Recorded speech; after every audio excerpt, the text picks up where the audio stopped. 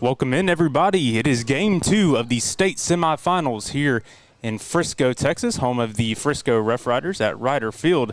I am Zach Doty, joined along by Jay Davis for game 2 of this best-of-3 series, where the Pleasant Grove Hawks already have a 1-0 lead after a dominating win last night. Take a look at the box score of that one. Pleasant Grove came away with the 9-0 win, 8-2 as far as hits goes. The Pleasant Grove Hawks had more errors, but just too much offense to handle for the Seminole Indians. Yeah, junior left-hander Hunter Rose was phenomenal on the mound for the Hawks, striking out 5 in 6 2/3 inning and allowing only 3 base runners. The Hawks defense was stellar last night, making plays all over the field, so definitely was able to keep the goose egg across the board, and Pleasant Grove looking to make this second game a win as well, just so that they can call this series done and look forward to playing next Friday for the state championship. And we'll look to see if this lineup can get it done today and finish things off here in Frisco. Starting lineup on your screen for the Pleasant Grove Hawks. It will be the same order, just a little bit of different positioning. Jarrett Halter will be the starting shortstop. Jace Elrod over at second base. Spencer Browning, the starting pitcher tonight. Hunter Rose will be out in center field. Buck Anderson, the starting catcher. And Landon West, looking to bounce off of a good evening yesterday. He is out in right field. And then Walker Wright over at first base. Christian May at third. And Ty Boozer, who had some incredible at-bats as well, gets in the 9 spot as the designated hitter. For pitcher, for the Seminole Indians, we will see Rowan Donaldson get the start on the bump. 44 2/3 innings pitched so far, a sub-1 ERA at .94, 6-1 record, 6 saves on the season, has only 6 earned runs, 18 walks, 67 strikeouts, and opponents are batting .147 against him, Jay. Yeah, I talked to a couple of their parents last night in the hotel, and they're pretty excited to see Donaldson on the bump. They've also got another pitcher, last name Messias, who they're going to look for to step up in Game 3 should that be needed. But Donaldson definitely is going to have his work cut out for him, as Pleasant Grove hitters have been very, very eager to swing the bat this series so far. Looking to have better luck than Reyes did as the starter last night. We'll see Jarrett Halter step into the box first for the Pleasant Grove Hawks. First pitch he'll see going to be outside for a ball. Going to start the count 1-0. Halter 0 for 2, scored 2 runs nonetheless, both via the walk, had a stolen base as well. That one did catch that outside edge, so they did call that a strike. Oh, did they? Okay. It's a late call then. That one on the outer edge as well, quickly 0-2 on Halter. I thought that first pitch was a strike, but I didn't necessarily see the signal, and so kind of threw me off. Good start, though, from Donaldson. Already working ahead in the count, not something that we saw a lot yesterday from Reyes. That one went to kind of a slider cutter action on the outside edge, looking for a swing and a miss. 3 pitches pretty much in the same location. That one ends up being a ball. Yeah, good eye there by Halter, who already has 14 walks this year. Comes in with a 417 batting average. Really good senior leader for the Hawks. This one going to be put in play. Ground ball past the shortstop. And a leadoff hit for the Pleasant Grove Hawks. And they continue their hot streak after a big game yesterday.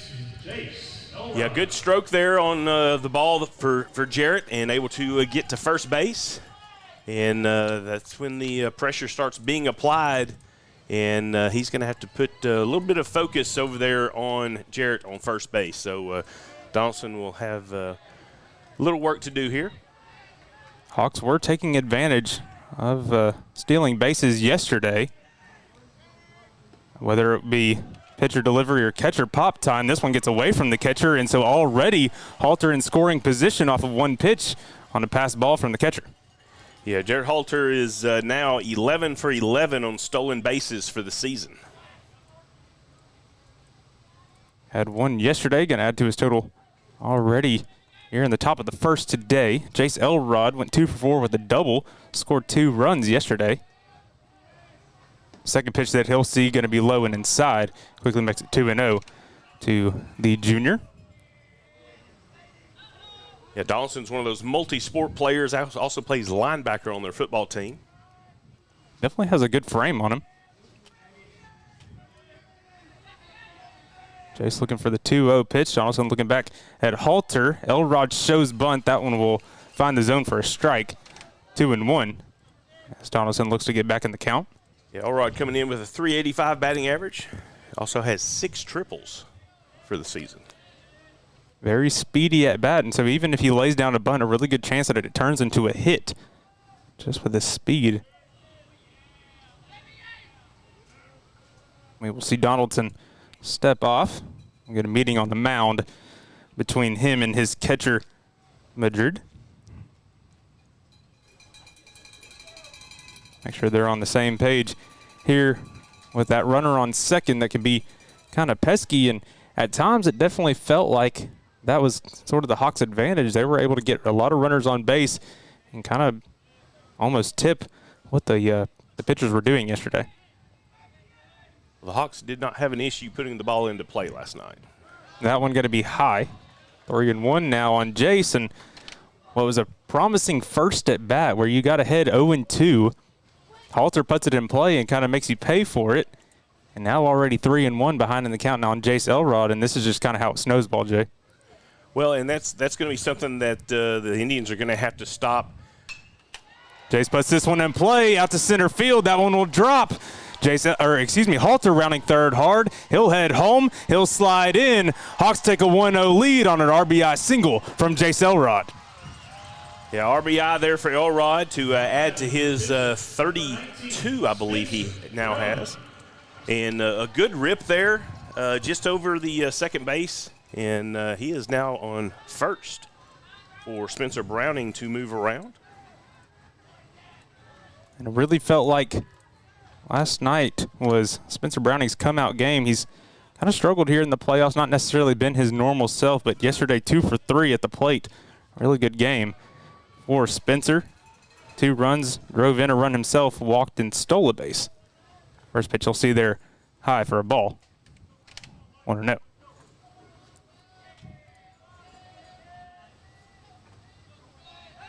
Move over to first, not going to be in time as Elrod did a great job of reading that one. Yeah, Elrod getting that extra step. More importantly, that's just drawing his attention away from Spencer Browning. 1-0 pitch, off speed, runs inside, hits the inside edge according to the home plate umpire. Evens the count now at 1 on Browning. Yeah, Browning coming in very solid .347 batting average, 6 triples, and 7 home runs. Another move over there on first on Elrod.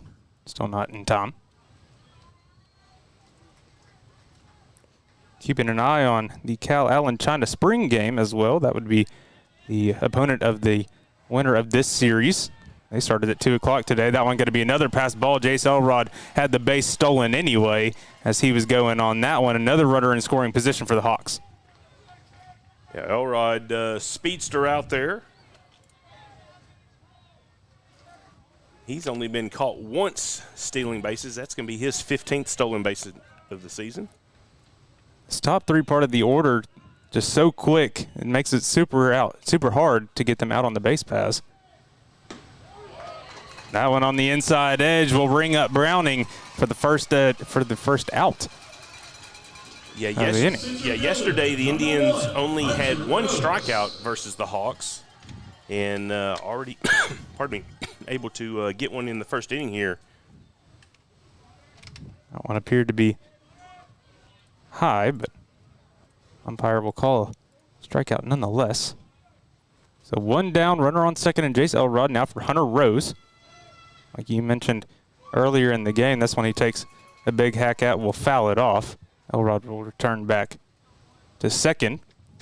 Had a great game on the bump, but had a pretty good game at the plate as well. 1 for 3 with a double, drove in a run, had a stolen base, and was hit by a pitch. Yeah, he has really developed into a very good playoff player for the Pleasant Grove Hawks.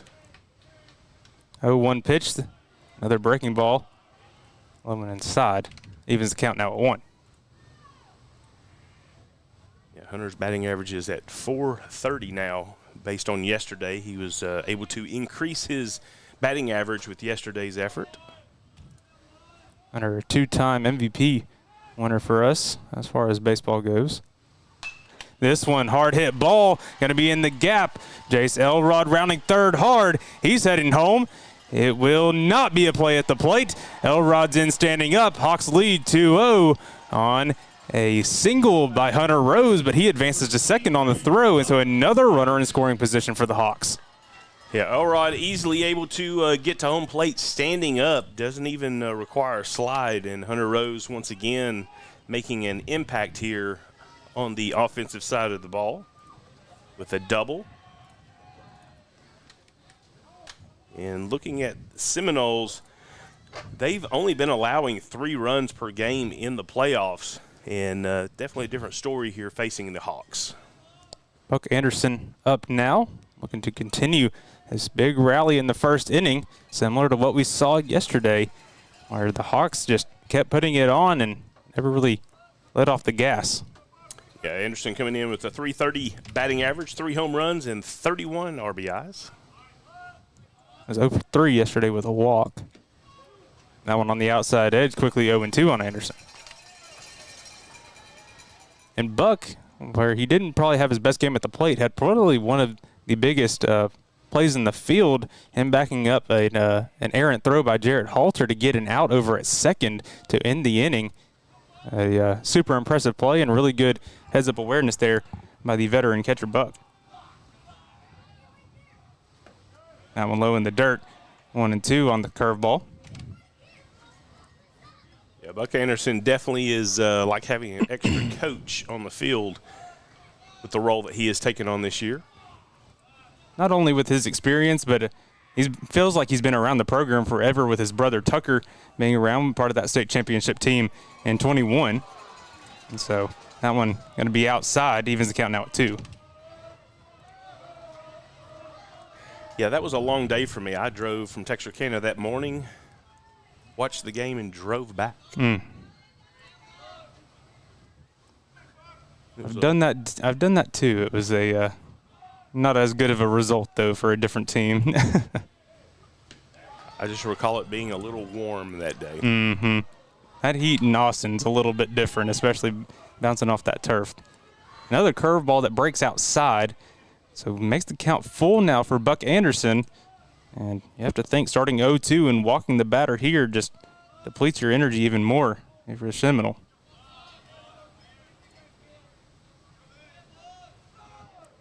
Full count pitch to Anderson, low and away, and Buck will take the walk. Runners now on first and second with 1 out. The right fielder, number 21. Donaldson coming in with the heat, just not able to get it within the strike zone there. So Buck comes out. Landon Fincher will be the courtesy runner for the catcher. And it will bring up Landon West, who, in my opinion, probably had one of his best games of the season so far and was really a refreshing sign to see him kind of get back in his groove. 1 for 2 at the plate yesterday with a double, a run, an RBI, a walk, and a sac fly.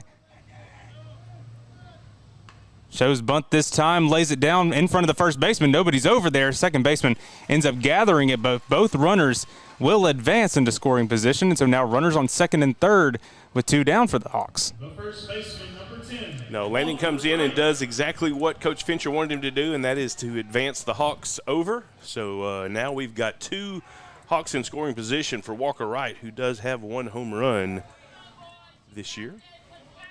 Huge double from Walker yesterday. Probably one of the hardest hit balls that we saw yesterday in the alley came from Walker Wright, and so looking to continue that. First one he'll see, curveball, finds his own. Going to start 0-1 here on Walker. Well, left and right field, you're looking at 335 feet and 409 to center. It would take a nice stroke to go to center, especially with that wall. 0-1 pitch, high fastball. Comes in there. 1-1.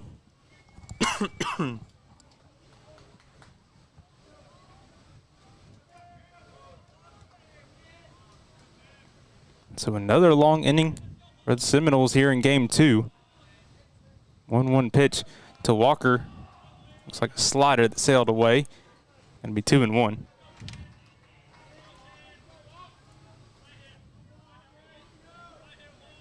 Yeah, Dawson looking to try to get his team back into the dugout. Limiting just 2 runs to the Hawks. Wow. Now we're going to be called on the inside edge on Walker. And even the count now at 2. In fact, that one ran inside on him, but home plate umpire will say otherwise.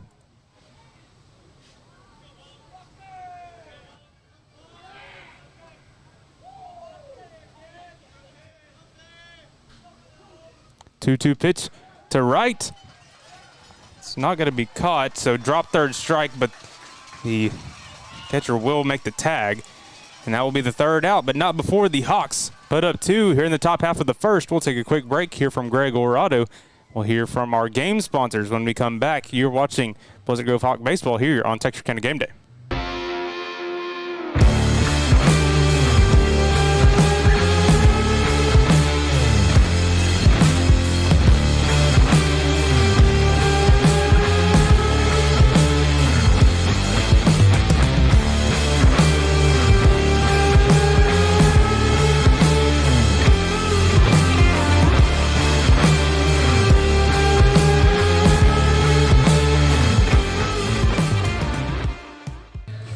We're back at Ryder Field here in Frisco, Texas, and want to give a big shout out to today's in the series game sponsors: Browning Homes, Nothing But Cakes, Langford Roofing, Cook Drywall, Farmers Bank and Trust, Peace Wealth Advisors, Texarkana Star Realty, Design Center Red River Lumber, and Anderson Orthodontics. And it's coming in a little 82 degrees. It's actually been pretty nice so far today. Wind is very, very faint blowing out. And this is just a great day to be watching and playing high school baseball. On the bump for the Hawks, it'll be Spencer Browning who gets the start here in Game 2. Not necessarily a big surprise about that one. Really been their number 2 starter all year. Spencer, really high fastball, and has just been a really good part of the team. For the Seminole Indians, we'll see Donaldson, Reyes, Macias, Cortez, Davis, Grijalva, Robledo, and we will see Derek Madrid be the lineup for the Seminole Indians.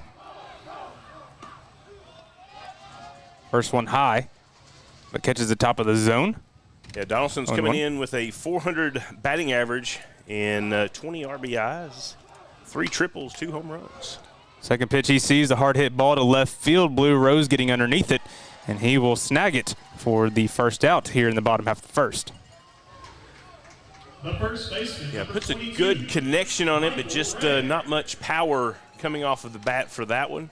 And Blue able to easily step up under that one with a good catch. This is a Seminole team that's really looking to find their groove at the plate.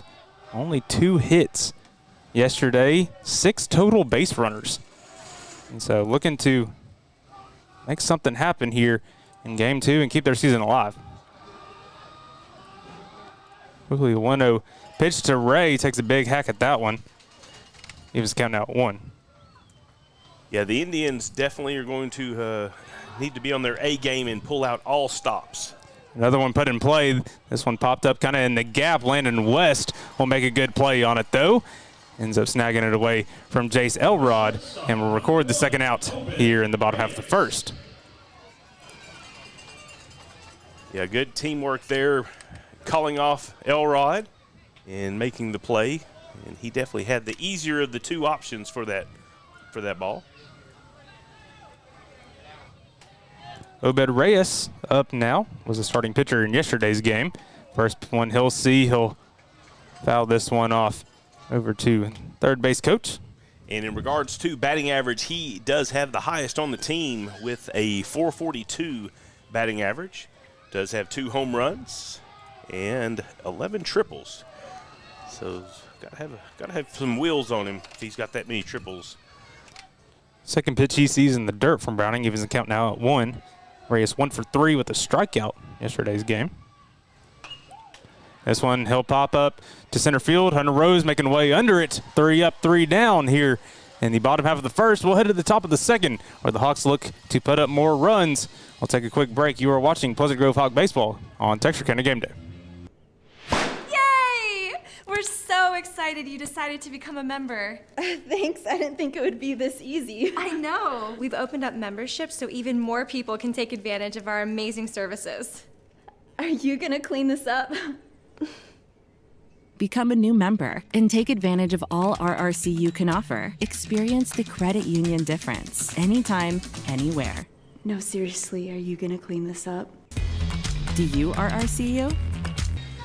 Well, after a quick 3 up, 3 down, Pleasant Grove leading 2-0 over the Indians. And definitely want to give a shout out to our game sponsors. Once again, Browning Homes, Nothing Bundt Cakes, Langford Roofing, Cook Drywall, Farmers Bank and Trust, Peace Wealth Advisors, Texarkana Star Realty, Design Center at Red River Lumber, and Anderson Orthodontics. If you see them out and about, please tell them thank you for their support in bringing this stream series to the masses.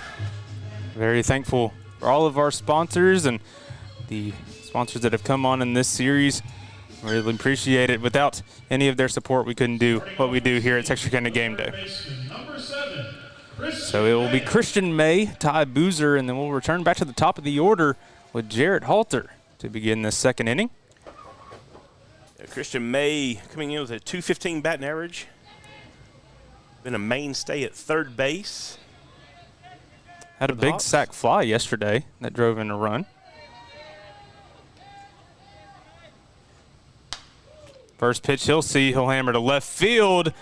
It will go foul into the stands. So we'll reset after a hard foul.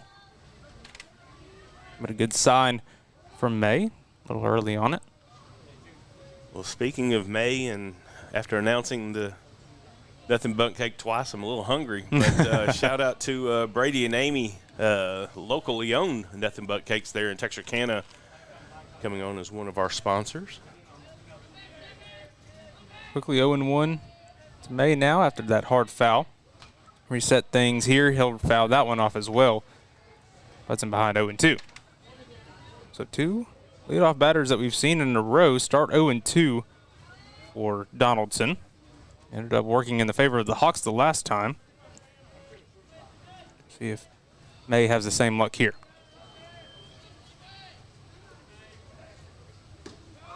Big swing and a miss. Donaldson gets a strikeout on that one, second of the game.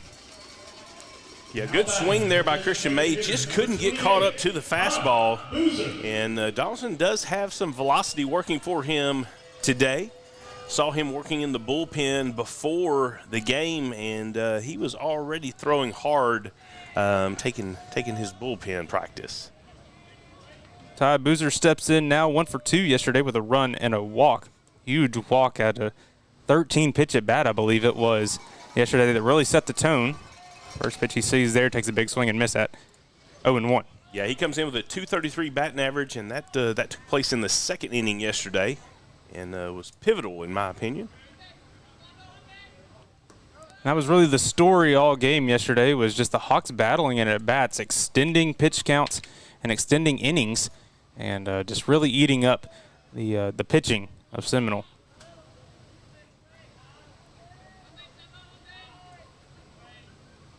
So 1 for 1 after the ball in the dirt on Boozer. This one will make hard contact with, line it over to the netting. Makes it 1-2 now. Yeah, good cut there, just a little bit early. See if he can straighten that out and keep it between the chalk.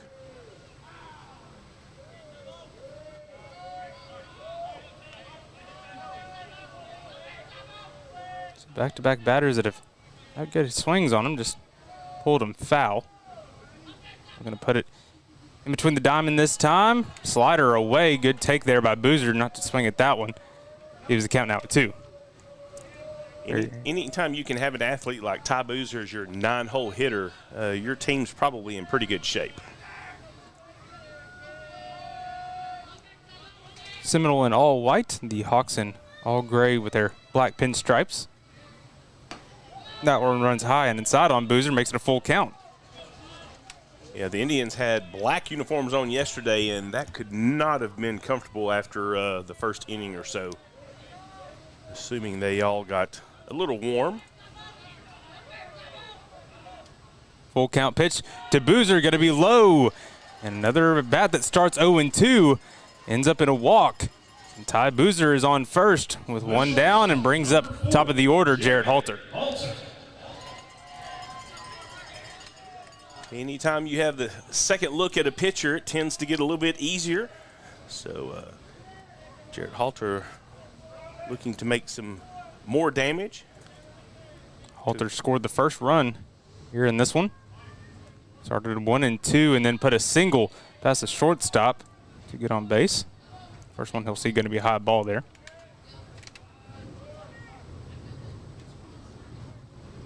We got a tie ball game in Waco right now between Calallen and China Springs. 5-5 with bases loaded, it looks like, for the Wildcats of Calallen. So good game going on over there. Move over to first on Boozer. He'll be back in time standing up. Yeah, I saw a poll this week that edged Pleasant Grove just above Calallen, and they had PG 1 and Calallen 2. 1-0 pitch, high, going to get away from the catcher. Boozer will take advantage. He gets over to second, so another Hawkins scoring position. Now for Jarrett Halter. I think the rankings had the Indians as 10, and then you had, let's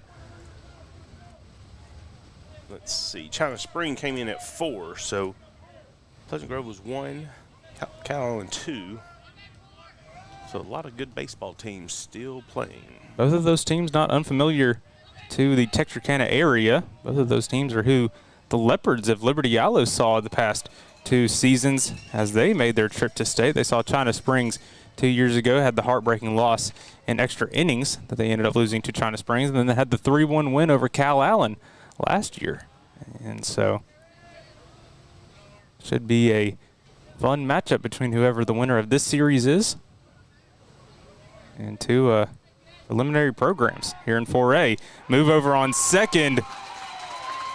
Boozer caught slipping on his back foot. Indians take advantage. 2 down on a good pickoff move there by Donaldson.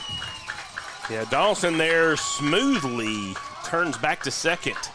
And number 4 able to easily make the tag. Stephen Davis, no relation. So talked a lot about Hunter's move yesterday. Really good move there by Donaldson to get a huge second out. That pitch sails away, makes it 3-1 now on Halter. And that's something that could definitely give the Indians a little shot in the arm, give a little confidence out there.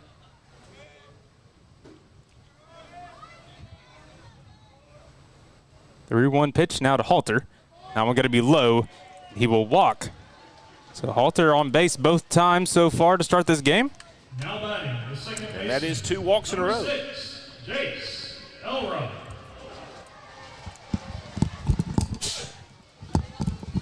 So we'll see Jace come up now. Huge RBI single his first time up. Halter advanced on a wild pitch last time to advance to second.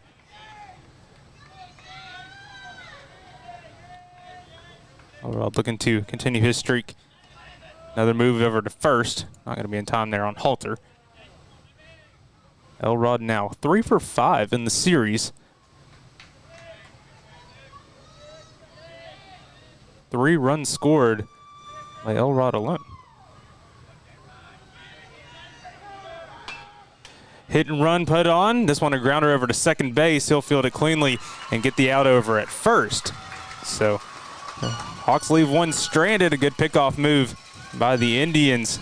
Get them in a jam, and they come out of it clean. And so we'll head to the bottom half of the second where the Indians look to mount a comeback.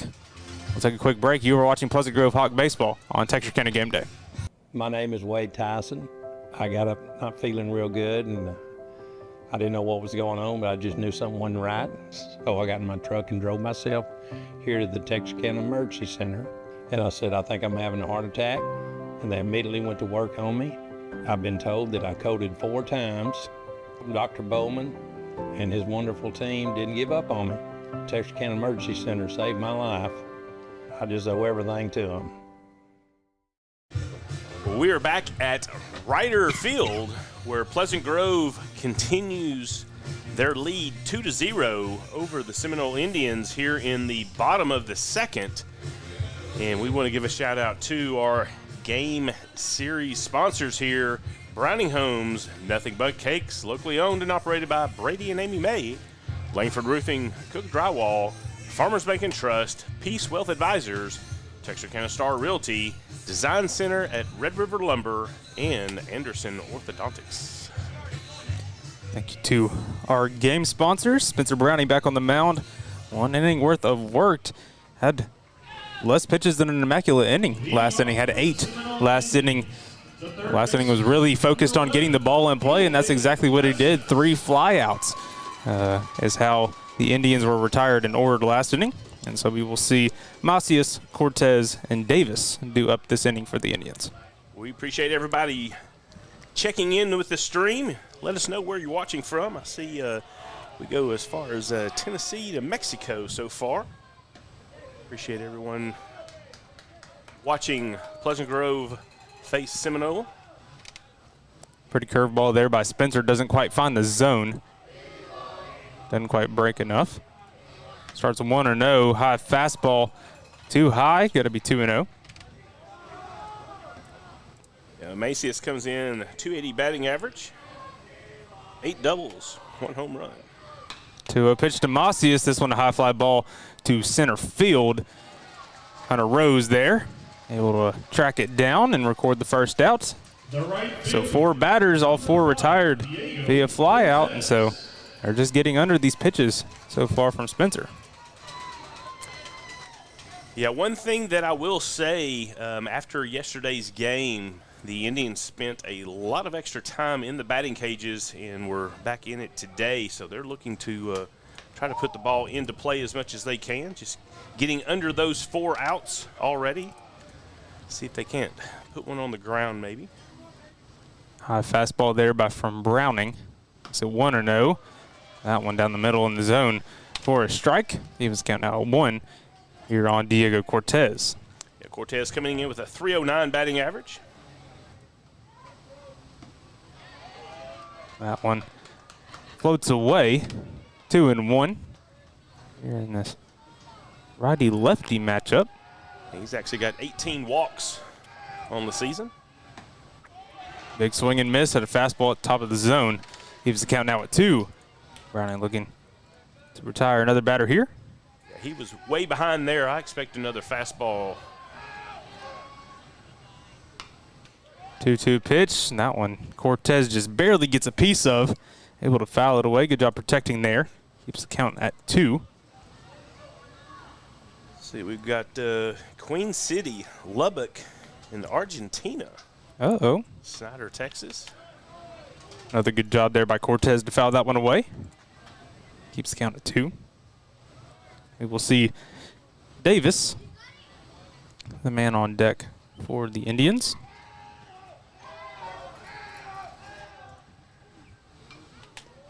That one just barely gets a piece of again. So good at bat here from Cortez, the right fielder for Seminole. Just fighting this one. Yeah, Cortez made a couple of good plays yesterday. This one he'll get a piece of. Goes out to left field. Will go foul, though, as it goes into the stands. We got a couple of young folks chasing after that one. So the seats look pretty empty on your screen, but to be fair, everybody's in the shade. Right now, a lot of sun coverage on the seats, and so everybody just trying to find as much shade as they can. This one going to be popped up to the shortstop Halter, and so the first non-fly out of the game will be a pop out instead to the shortstop Jarrett Halter. So Stephen Davis up now with 2 outs, looking to extend an inning for the first time so far tonight. Yeah, good play there by Halter. Just got to wonder how much the sun may come into play for the remainder of this game. Stephen Davis coming in with a .317 batting average, puts it into play. Hunter Rose gets underneath it. Another fly ball, 3 up, 3 down for 2 consecutive innings for Spencer Browning. Done a good job of just letting it be put in play and let the defense work behind him. We'll head to the top of the third.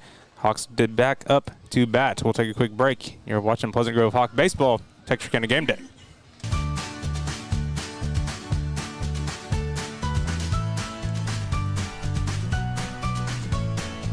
Start your day with seamless transactions.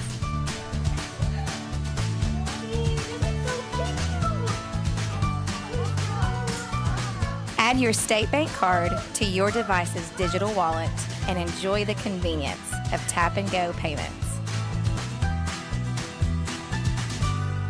Easy, secure, and thankfully at your fingertips. Simplify your day with State Bank's digital wallet. Your family, your bank, State Bank. We're back, top of the third, where Pleasant Grove leads 2-0 over the Seminole Indians. Want to give a shout out to our series sponsors, Browning Homes, Nothing But Cakes, locally owned and operated by Brady and Amy May, Langford Roofing, Cook Drywall, Farmers Bank and Trust, Peace Wealth Advisors, Texarkana Star Realty, Design Center at Red River Lumber, and Anderson Orthodontics. Big thanks for them to help us bring this stream. And looks like we've got a couple of folks from Forney, or on the way to Forney. There you go. They're going to do a little double duty here, watching the stream now and watching Liberty Ilo in their game tonight. And shout out to them. We hope to see them later on tonight as well as fans. Spencer Browning up now, struck out his first time up. Donaldson here in the third inning worth of work. First pitch he will throw will be a ball. 2 innings so far, 3 hits allowed by Donaldson, 2 earned runs, 3 walks, 3 strikeouts.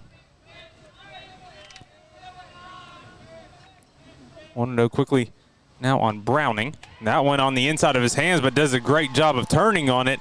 Puts a single out to left field.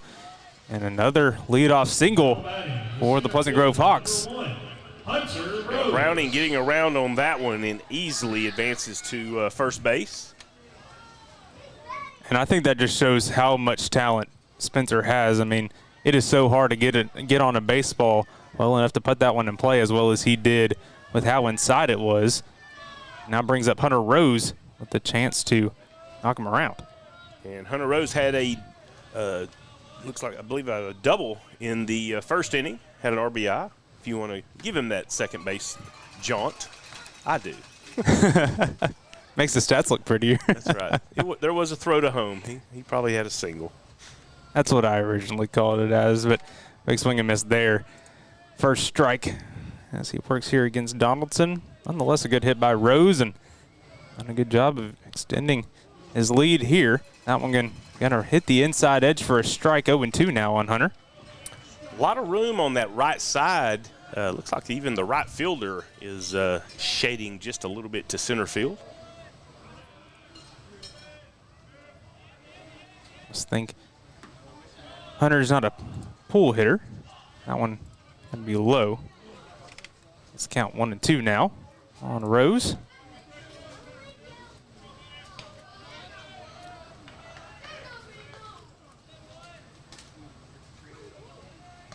One and two the count now. Runner on first. Donaldson's pitch leaves it high. Hunter will pull it. It's going to be down the line. Hits the wall. Our outfielder's going to struggle with it. They're sending Browning home. He'll come in. He'll be safe. And Hunter Rose is standing up with an RBI triple. Hawks extend the lead 3-0. It looked to be that right fielder was shading a little more than he needed to center field, and that came up big for Hunter Rose, able to get that one down. And another RBI for Hunter Rose as he's able to get all the way to third base. Just an incredible playoff it has been for Hunter Rose, whether it be on the mound or at the plate. Just been dominant everywhere he's been put. Does a great job of turning on that one and takes advantage of the defense not shading him properly. Buck Anderson up now. That one in the dirt, takes a swing at that one. Going to be 0-1 quickly to start his at bat.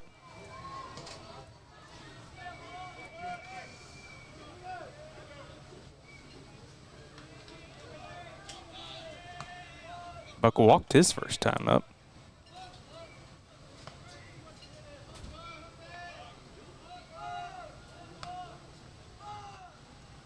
Oh, 1 pitch to him. He'll get underneath it, pop it out of play. Quickly 0-2 now on Anderson. Yeah, the Indians playing to get this ball back to the catcher to eliminate Rose from scoring. Second short on the grass.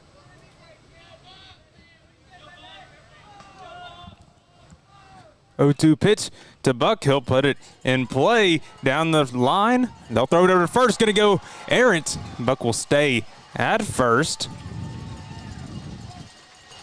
Coach Perlman going to have Now batting, the right fielder. to say, yeah, I told him to stay here on that one. But nonetheless, Buck does a job and brings in another run. Now a 4-0 lead for the Hawks.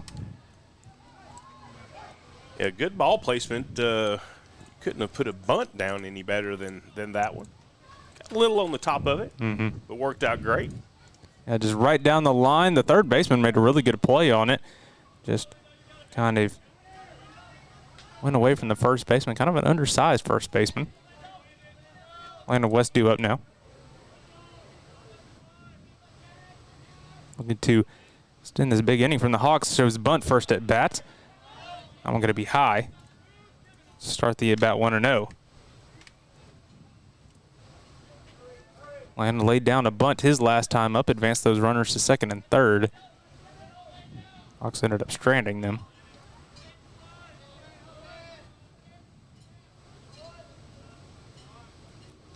Atlanta shows bunt again. That one going to be low in the dirt, 2-0.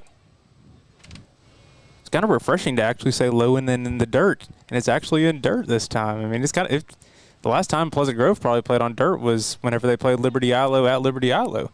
Yeah, I believe that was the last time that they were able to get their uniforms dirty.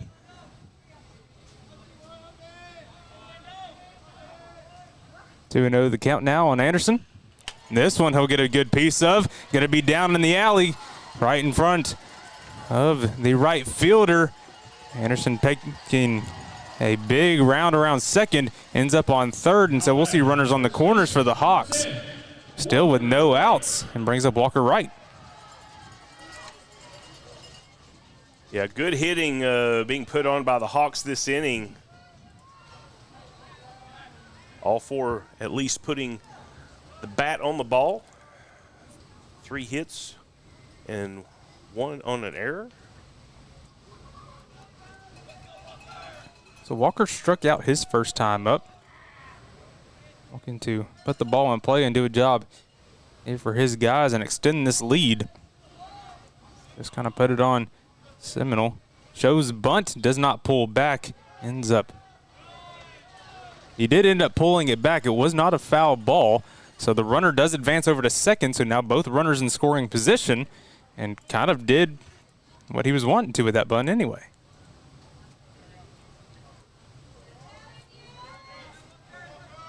Now a big situation here for Walker. Sees runners on second and third again. Like you mentioned earlier in the inning, infield playing very shallow. Walker showing butt one more time. That one hits the inside edge for a strike. Going to be 1-1 on right now. Yeah, Jackson Tidwell wanted to know if anybody knows about the significance of Snyder in regards to Hawk baseball, and that's going to go back to the 07-08 season when Pleasant Grove lost in the state finals after 8 innings. This one a ground ball down the line. A big mental error there from the third baseman of the Indians, not letting it go foul. Ends up bouncing off of his glove, and so another run comes in for the Hawks. They take a 5-0 lead with runners on first and second. Still no outs here in the top half of the third. Yeah, those are the type mistakes that the Indians cannot afford to have in this game, knowing that they have to put up at least 5 runs just to tie the score up now. And it's going to probably start putting a little more pressure on this team, knowing that they're behind and they have to win this game just to face a game 3. And so Coach Gonzalez will go out there to meet with his guys, the entire infield that is just not happy with what he's seeing. And it honestly looks like more of a meeting with the infield than it does his pitcher, as the pitcher was even separated from the entire discussion. So a matter of kind of fixing mistakes and also just situationally, what are they needing to do here with runners on first and second? Still nobody out. And we'll bring up Christian May.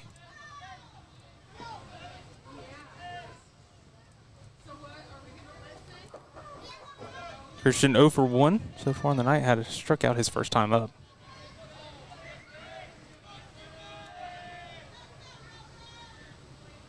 Right field shadowing again towards center. Looks like the right fielder's out of it. Hands on the hips, just not ready for this. This one a hard grounder to second base, gonna get past him. One run's gonna come in, and Landon West, they'll hold Walker Wright at third.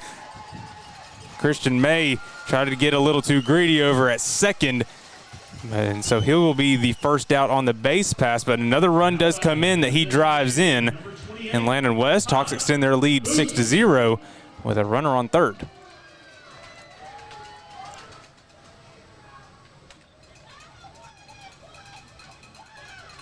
Yeah, another error on the board for the Indians.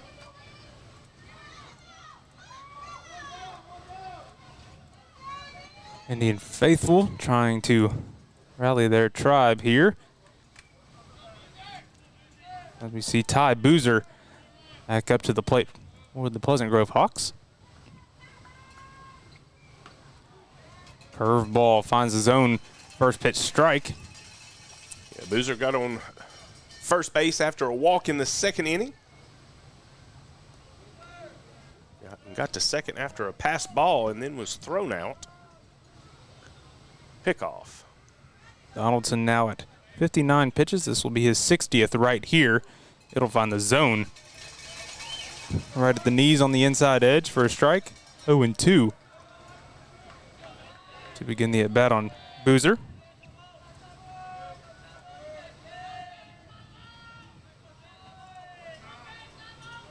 Oh-2 pitch. Curveball away. 1-2. You just wonder when the decision might come up to possibly put Messias up to pitch. Like I said, this is a win or go home game for the Indians.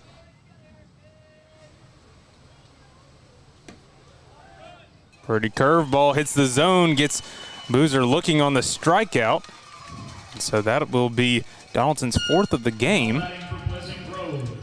It's been that curveball that's been getting him. He's been able to just paint the zone so far and find those edges, but the Hawks have also kind of hit around him and found gaps in the outfield. So we return back to the top of the order now, and it is Jarrett Halter who's due up. Been on base twice already tonight with a hit and a walk. This one going to get away from the catcher. Wright will come in, tap home easily. Hawks lead 7-0. Yeah, the bleeding continues, and Hawks posted another number on the scoreboard. Jarrett Halter digging in.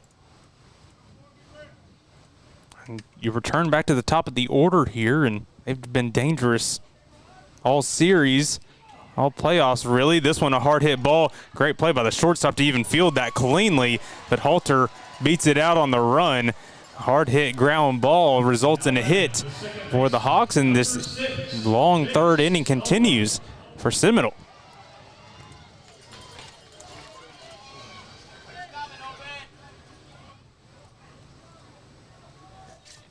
Well, Jace Elrod's going to get a chance to see if he can't continue this run for the Hawks. This is the 9th Hawk that has come up in this inning. Breaking pitch is the top of the zone for a strike. 0-1 right there at the top of the zone on Elrod.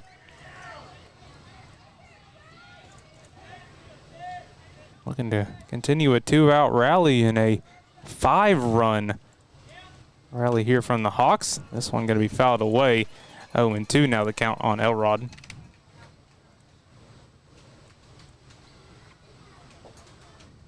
Looks like that one went off the catcher, so they'll give him a little bit of a break to wire that one off a little bit and recover. Coach Fincher will pull Elrod over to talk with him, just give him some time and allow him that time to recover. Hawks been in a lot of 0-2 counts in this game, but the way that they've battled back and handled being down in a count has been very impressive, not only in this game but all series. Now, Donaldson's looked good on the mound. It's just Pleasant Grove's been able to place some well-hit balls in behind the counts, like you said.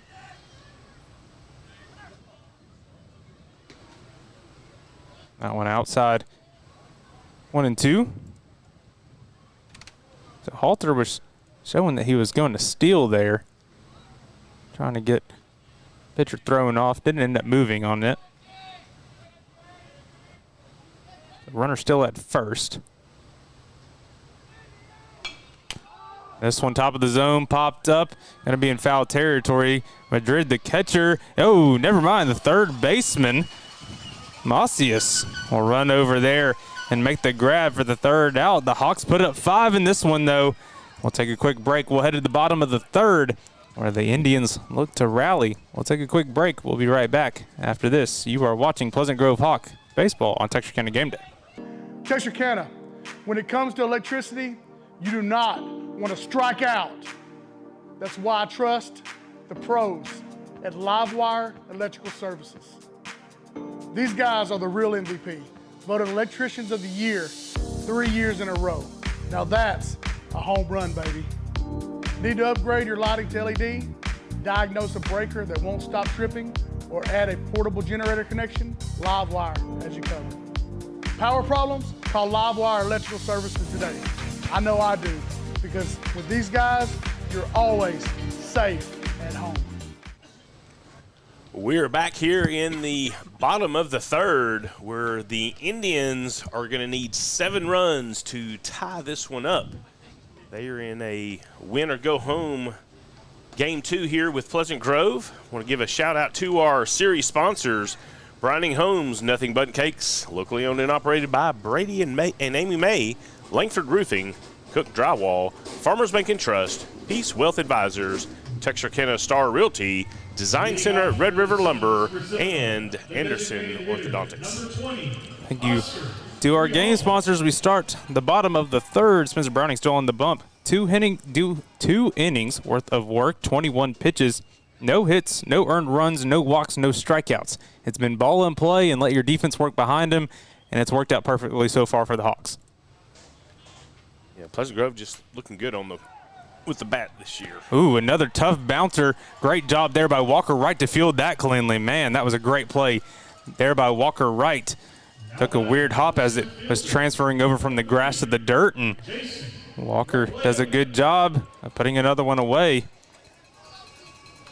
It is Grijalva, Robledo, and Madrid who were due up this inning. Grijalva grounded over to first, and so we will see Robledo up now. Browning's effort with the support behind him has been as efficient as you could ask. First pitch down the middle, fastball for a strike. Going to start 0-1 here on Robledo, the center fielder for Seminole. This one he'll put in play. Hard ground ball past the third baseman. It will be the first hit of the ball game for the Seminole Indians. Robledo in that 8th spot comes up big, looking to start a big rally for the Indians. Yeah, good bat on the ball there, able to move himself to first base. Indians looking to get back a run or two here in the bottom of the third. So Derek Madrid due up now, the left fielder. Yeah, he comes in with a 250 batting average, 6 RBIs. Does have 24 strikeouts. Move over there to first on Robledo, keeping him honest. Curveball finds his own first pitch strike here to Madrid.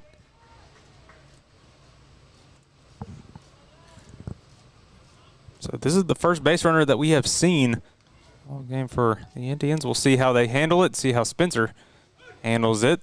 Throws it over to first on that one. Not going to be in time. He gets back safely.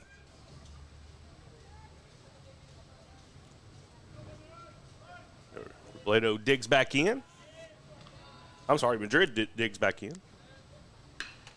Puts it in play. Grounded at first. Going to get past right, though. Hard round over to third, but they will keep him at second. So runners on first and second, and a little bit of a rally here in the bottom half of the third for the Indians. The Indians have their first runner in scoring position. Fincher going to take time to call his Hawks together.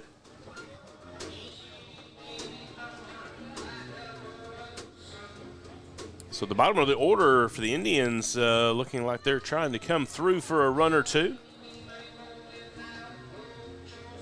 And so I think Walker was expecting sort of the same sort of hop that he saw for the first out of the inning. Didn't bounce quite as much, and that's why it got past his glove and resulted in that hit there from the Indians. Is marked down as a hit in the scorebook. So that's the second of the game for the Indians. Got our stream going on at the World Series in Oklahoma City. Okay. Right now. We have it above us on the TV. Here in the suite here at the Riders Field here in Frisco, Texas. Big win for Lauren Allred, the Texas High graduate, yesterday. She got a single, got on base, and her run that she would score in the next at bat would be the winning run for Texas Tech, as they are in their first ever Women's College World Series and getting big wins.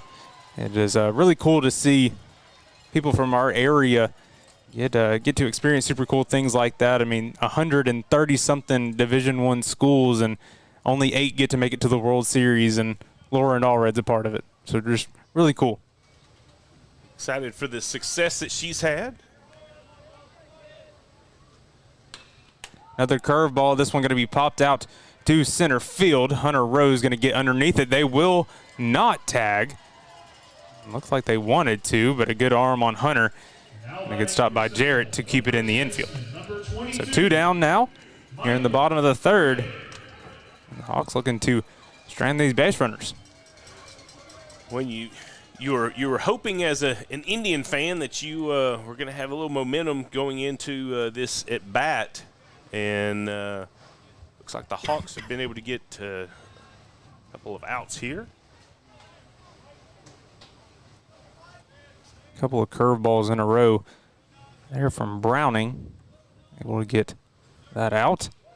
Goes back to the fastball. This one going to be foul ball out of play down the left field side. Quickly 0-1 now on the batter. Michael Ray. I had a chance to talk to him a little bit last night. Very, very nice young man. Pitched a little bit yesterday.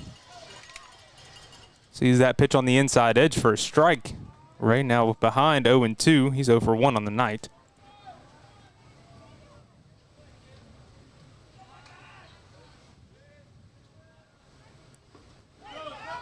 Curveball going to get past Browning, or excuse me, Anderson. Goes back to the backstop.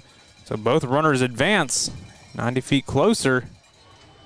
So really good opportunity now for the Indians. The Indians 2 in scoring position here. Ray looking to put this ball in play. 1-2 pitch. It's a check swing that will be fouled off. Lucky break there for Ray. Staying alive in that one.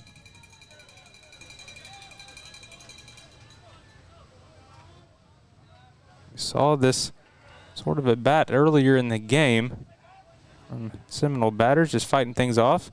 See how Browning responds. He responds with a curveball that gets him froze. Hawks strand 2 base runners. Browning gets out of the inning.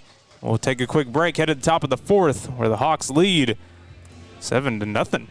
You're watching Pleasant Grove Hawk Baseball on Texarkana Gameday.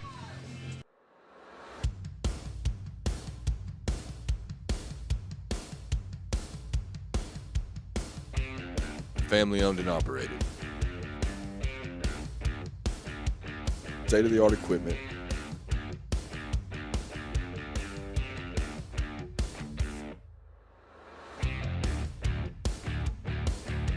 Largest slab yard in Texarkana. With a knowledgeable sales staff that's ready to serve you.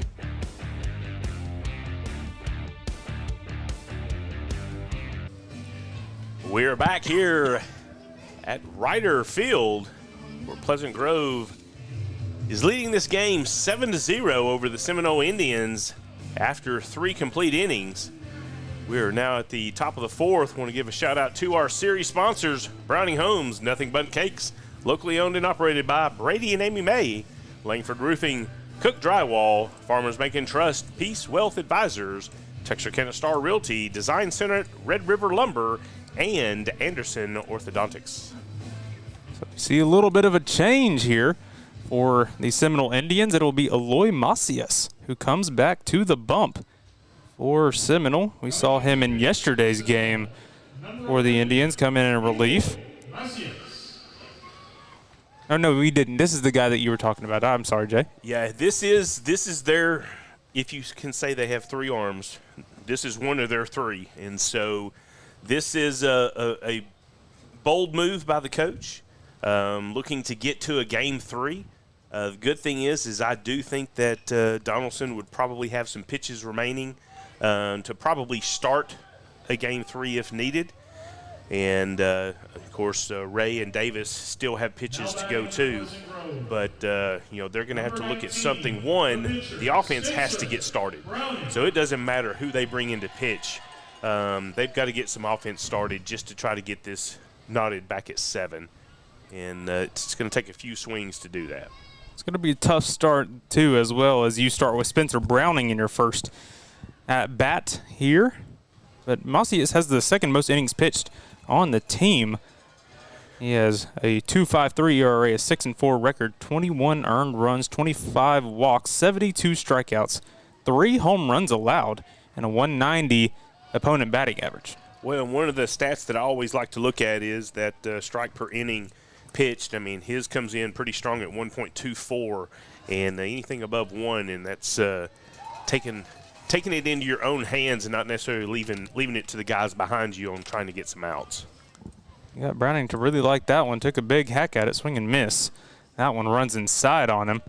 Going to be the 2-1 now on Spencer. He is 1 for 2 with a single, a run, and a strikeout. This one he puts in play. Slow roller over to the shortstop. He'll get it over in time for the first out. Yeah, a little slow roller to the shortstop, but able to make the throw over to first. Hunter Rose. So it was a shortstop for, it was third baseman came to the mound. Donaldson went over to shortstop.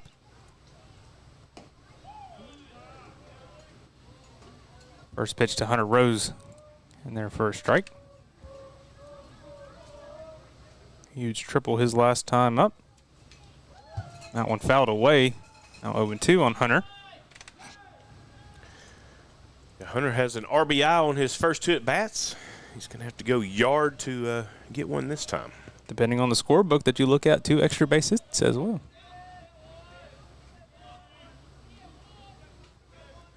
0-2 pitch. There to Rose, going to put it in play. Hard grounder over to second baseman. He'll field it cleanly. Throw it over in time for the outs. 2 up, 2 down. Here in the top half of the 4th. Number 23, Buck. Well, you make a pitching change and able to force 2 ground out. with the change, you've got to be happy if you're an Indian fan. We'll bring up Buck Anderson now. Officially 0 for 1, but has a run batted in and a walk. Reached on an error his last time up. That one going to be in the dirt. First pitch that he saw. Yeah, no time yesterday were the Indians able to get the Hawks out 3 up, 3 down. And if they were able to get Anderson out here, that would be the first time in this series. A quick chat between the catcher and pitcher. Catcher may have noticed something that Anderson did or didn't do his last at bat. Oh, and as an opposing catcher, you kind of know their tricks. Might be reading the body language of the battery mate. 2-0 now on Buck. That time it goes high. 3-0. Now for Anderson, looking to draw his second walk of the game. Anderson definitely tight on the base and as far back into the batter's box as he can get. Takes a big hack on 3-0. Got the green light there. Going to be 3-1. He probably has the green light here as well.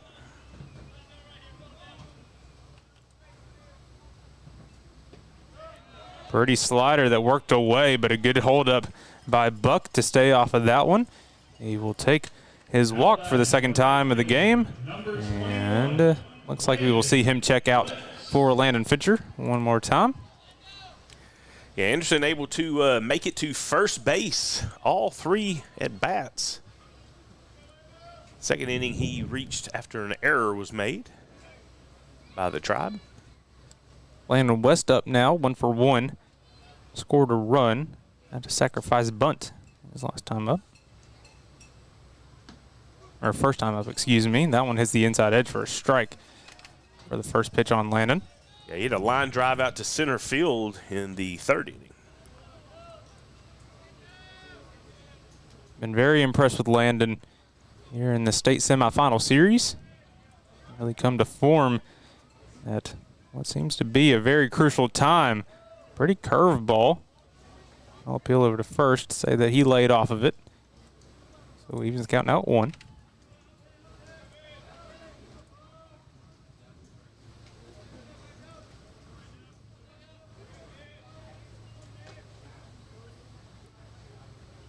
You'll see Macias step off. Good game going on in Waco right now. A 9-7 ball game in Cal Allen's favor. Runners on first and second for China Spring with 2 outs. Looking to put an end to game 1 of this series. That one going to be in the dirt. Makes it 2-1 now on Landon West. And so China Spring had a big lead over the Wildcats, and Cal Allen kind of put it on them in the top of the 6th. Ended up being an 8-5 score heading into the bottom half. Now we stand at 9-7 in favor of Cal Allen. Yeah, Fincher had taken an extra step or two the previous pitch, and Indians wisely throw over to first. Keep him on his toes. Count still 2-1. Runner going this time will be a strike. Going to get out to center field. Not going to be enough for Fincher to take an extra base. Leaving the count now at 2. With a runner in scoring position for the Hawks. Landon West looking to put this one in the outfield. Fincher would definitely have the speed to be able to force a throw at home. 2-2 pitch. Pretty curveball. Couldn't get it to bite, though. Makes the count full now. A lot of vertical break on that curveball. Just hadn't been able to get the hitters to bite so far. Shows a lot of discipline in these Pleasant Grove Hawks. That one on the inside edge will ring up West and will be another strikeout in favor of the Indians. So the Hawks strand 1. We'll take a quick break, head to the bottom half of the 4th, Or the Indians are due back up. We'll take a quick break. You're watching Texarkana Game Day coverage of Pleasant Grove Hawk baseball. This is hustler country, a place where people earn their keep and make an honest living. We build machines that last because they have to. We make it, we test it, we break it, and we do it over and over again. So visit your local Hustler dealer and join us, because we are Hustler.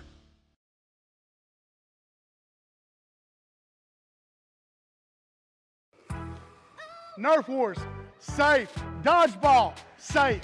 Kickball, batting cages, and glow-in-the-dark parties, you're all safe here, baby.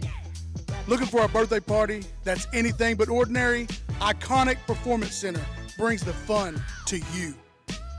With 2 hours of high-energy activities, plus music and dancing, this will be the party they'll never forget.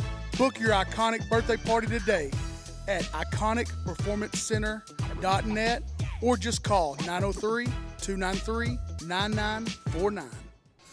Welcome back, everybody. Pleasant Grove leads 7-0 as we enter the bottom half of the fourth. Again, want to thank our game sponsors: Browning Homes, Nothing But Cakes, Tony Langford Roofing, Cook Drywall, Farmers Bank and Trust, Peace Wealth Advisors, Texarkana Star Real Estate, the Design Center at Red River Lumber, and Anderson Orthodontics. Thank you to our game sponsors.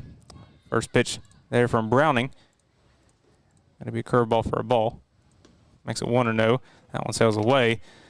And another off speed. Going to be quickly, I guess, 1-1. I guess that first pitch was called a strike. Yeah, Masai's digging in here. That one on the outer edge, away. Got to be 2-1 now. Yeah, Coach Gonzalez actually had the team huddle up at the end of that inning there. And it looks like Calallen did win 9-7. And China Spring had the bases loaded in the bottom of the seventh and just not able to get that game tied up. 3-1 pitch. Browning gets him to ground into third. And that will record the first out here in the bottom half of the fourth. Good job there by May. And Browning to bounce back after being behind in that count. The pitcher, number 11, Eloy Macias. So Eloy Macias up now. Macias 0 for 1 on the night. Oh, was that Reyes? Yeah, that was Reyes. I had my... Hard grounder to short. Jarrett Halter will backhand it. Oh, goes past the glove of the first baseman. Walker Wright, but a good job there of Jace Elrod to back that one up and keep it in play. So Macias will reach on an error. Will be another base runner for the Indians, and will bring up Diego Cortez for the second time. Cortez coming in, 309 batting average this season. Looks like we are going to have a pinch runner coming in. That's going to be number 8, Mikey Cavazos. Courtesy runner for the pitcher. I feel like that's the first time that we've seen that so far from Seminole. And he does have 4 stolen bases, and for someone who does that for just pinch running, that's probably good. Quick throw over to first. That was pretty close, but back in time. Browning spying him taking an extra step or two. Makes the toss over.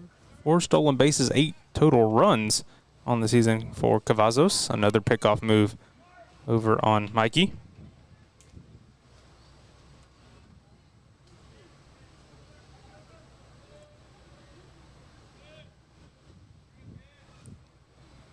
First pitch into Diego, going to be popped up out of play. Quickly 0-1 now on Cortez.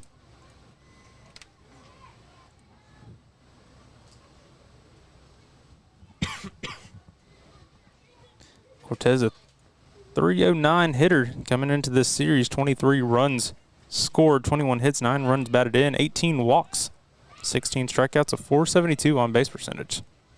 Another move over to first on Cavazos. Not at time. Cortez looking over to his third base coach for the sign. what he wants to do here with one out and a runner on first. It looks like the outfield for Pleasant Grove's taking a step or two in. Drag bunt over to the pitcher, Browning. He'll fire it over to second for the first out, not in time for the play at first. Gets the lead runner out and a big out there for the Hawks. So that will be a 1-6 put out. Fielder's choice. Yeah, Jarrett does a great job getting to second base and staying there, timing the ball and his touch to the plate or touch to the base. And got Cortez there with enough speed to beat out the double play attempt.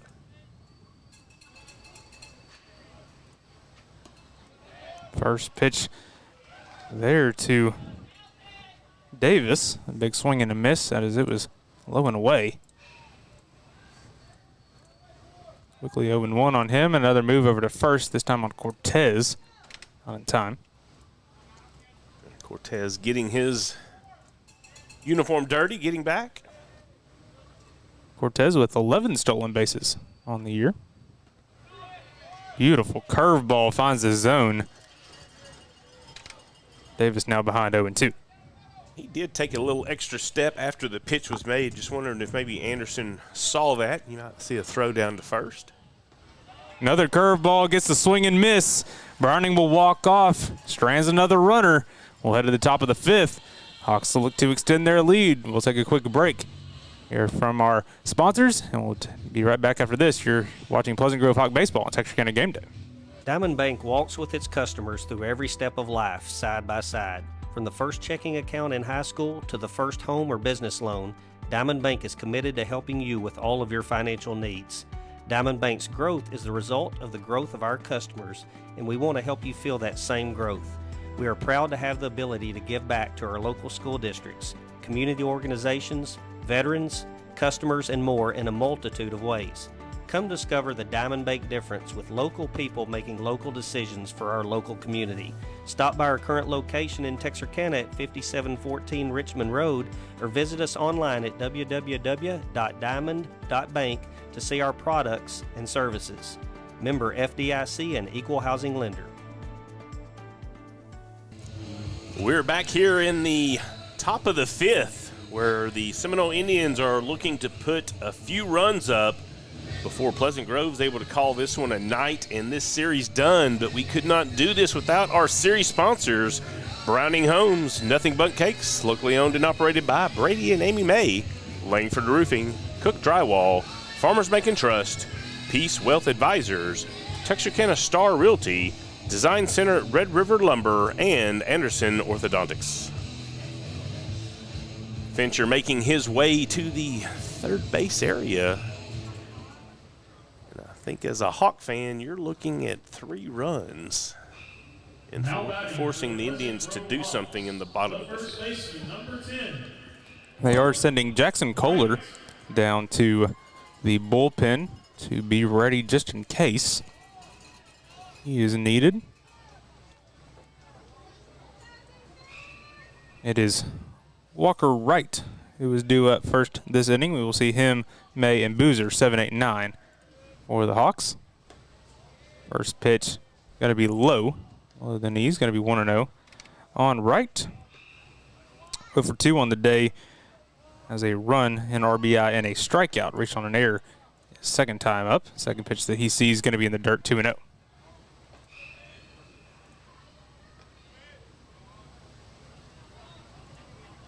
Macias here in his second inning worth of work. That one finds the zone for a strike, 2-1 now. Macias at 18 pitches, had a walk and a strikeout last inning. Slider away. It's the catcher reaching for it. Good stop there. 3-1 the count nonetheless on Wright, though.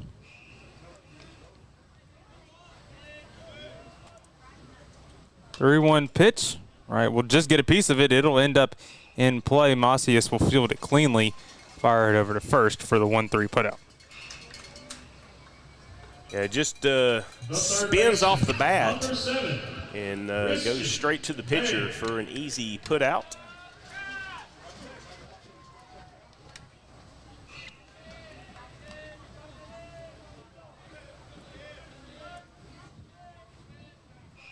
Christian May coming in to see if he can get on base.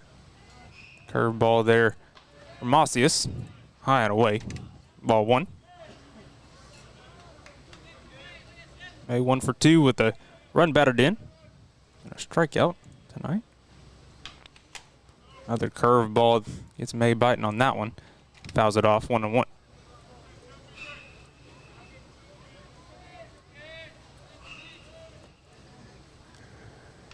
In the third inning, he got thrown out trying to stretch a hit into a double.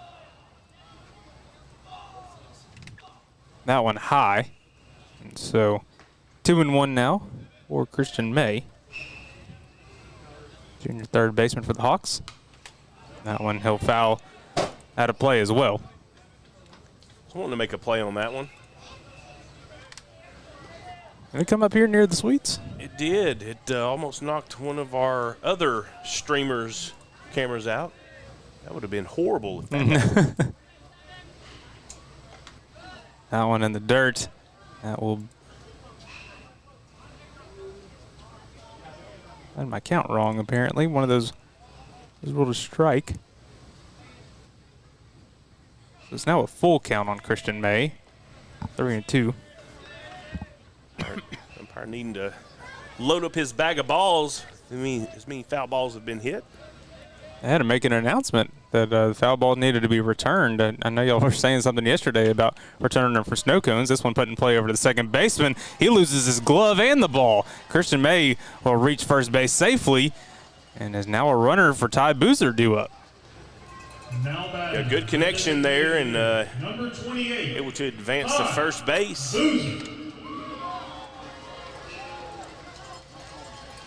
So I would rule that a hit for Christian May as it was a tough ground ball. Just got past the second baseman. That's what Jay Davis scored it as. On Game Changer, it was ruled the same. 2 for 3 on the night. Christian May is and brings up Ty Boozer, looking for his first hit. He's walked and struck out so far.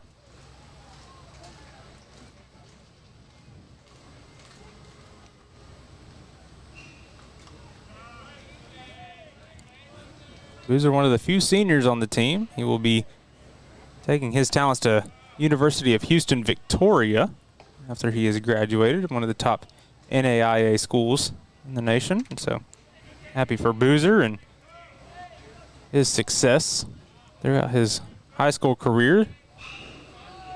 Anytime I see him off the field, he's got the biggest smile on his face. Good young man. Sees that pitch for a strike. Going to be 2-1 now. Count to him. And it's kind of tough to get looks as that 9-hole. You don't get as many at-bats as the top of the order guys, but Boozer has really created the opportunities for himself. We mention it all the time, one of the best 9-hole hitters that you will see. And so really stepping out, making this opportunity for himself, and been a huge part since he's come on, I believe, his sophomore year. That one runs high and inside on him.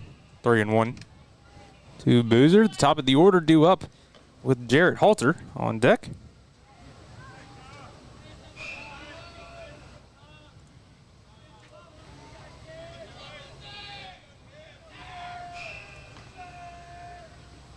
That one sails high. Boozer will walk.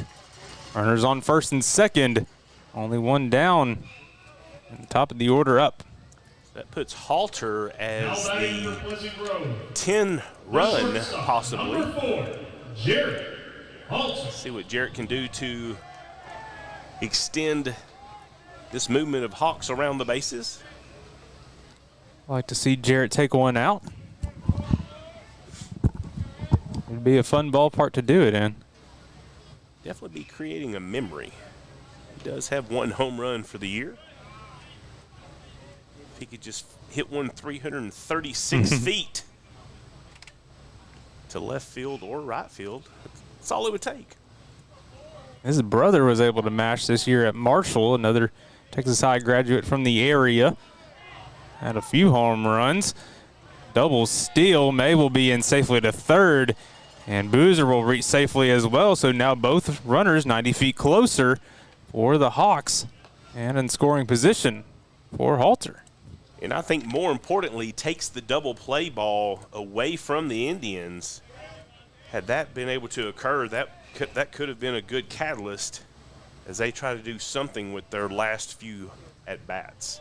A good job there by Boozer reading what May was going to do in that situation. Halter hammers this one, going to get past the second baseman. One run comes in. They're bringing in Boozer as well. He'll come in and score 2 more for the Hawks. And an 2-run RBI single for Jared Halter. Yeah, good rip right through the center of the field. And more importantly, puts 2 more runs up on the board. So Pleasant Grove able to match yesterday's output with 9 runs. And it brings up Jace Elrod now. Still only 1 out. Looking to put up that 10th run. See if they can get out of this one early.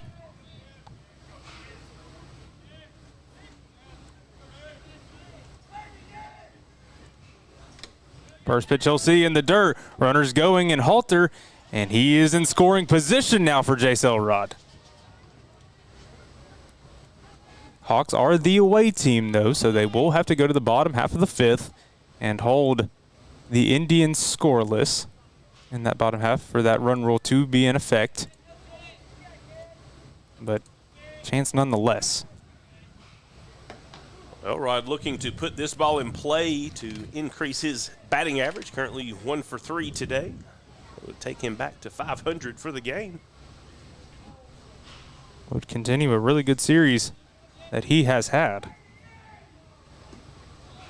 That one going to be in the dirt as well. Halter advances over to third. 90 feet closer. One more time for the Pleasant Grove Hawks. Now Halter very, very aggressive there.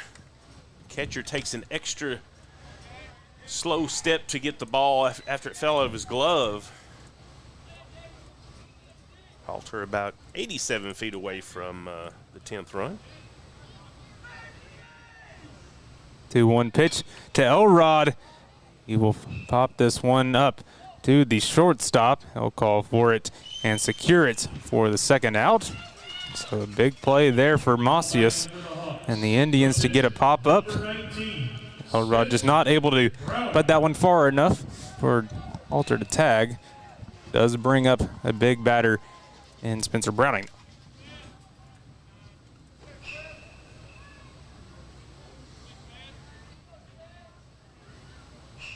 Spencer Browning already has a hit tonight. Hit a line drive to right field. Got an RBI in the 3rd inning. 1-0 pitch runs inside on him. That'll be 2-0, and we've talked it a lot with Browning up at the plate. It's like, why don't you intentionally walk him, especially with a base open, 2 outs. You get the force in that way now, and you don't necessarily risk Spencer Browning making you pay for not pitching around him, but they're intentionally walking him as they are pitching around him in a way now.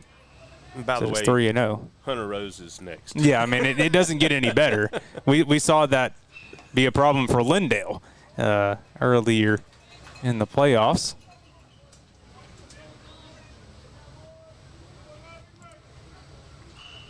Looks like that was the 3rd ball. Yeah, I think Browning appreciates Rose and Rose appreciates Anderson. Browning pops this one up, looking to get out of play. It just will. Had the 3-0 green light. Kind of knew it was going to be a strike, just trying to take advantage of it.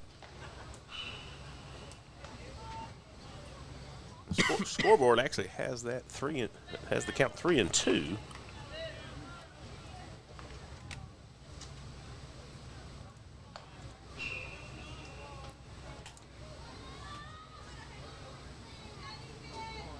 Halter starts taking his steps off third. Curveball in the dirt. Browning will walk no matter what.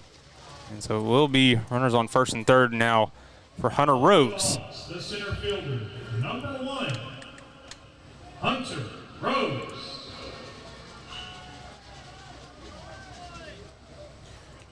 Right fielder is shading him more to the line. Mm-hmm.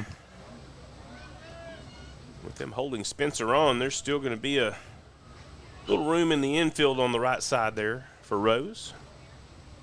Hunter 2 for 3 with a run, 2 runs batted in already in this one in his first 2 at bats. This one he will foul and just get a piece of. Make the count 0-1.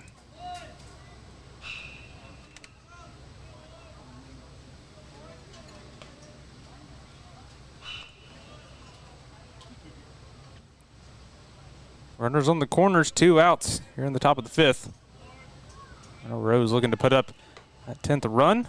Move over to first on Browning. Not going to be in time. And that is something that you have to watch as well with Spencer, is his speed. And if you're the Hawks, you're not just looking to get to 10, you're looking to expand that because you never know what can happen in the bottom of the 5th. Runner is going. Hunter will foul that out of play into the stands, so it'll be 0-2. Runners will go back to their places. Do want to remind those that are watching, basically in an hour and a half, you'll be able to catch Texarkana Gameday streaming Liberty Ilo as they try to get the W tonight. They're taking on the Iowa Park Hawks.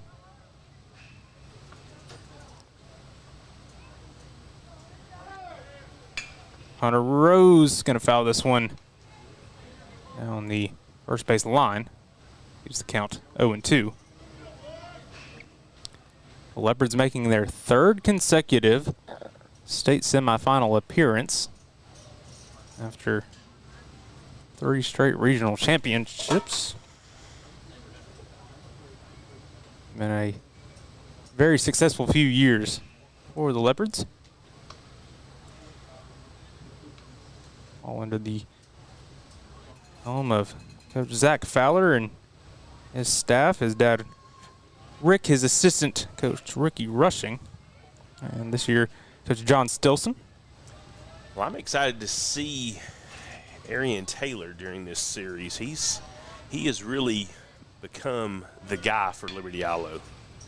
Another 0-2 pitch that Hunter Rose fouls over to Coach Perlman on the first base line. Stays 0-2. And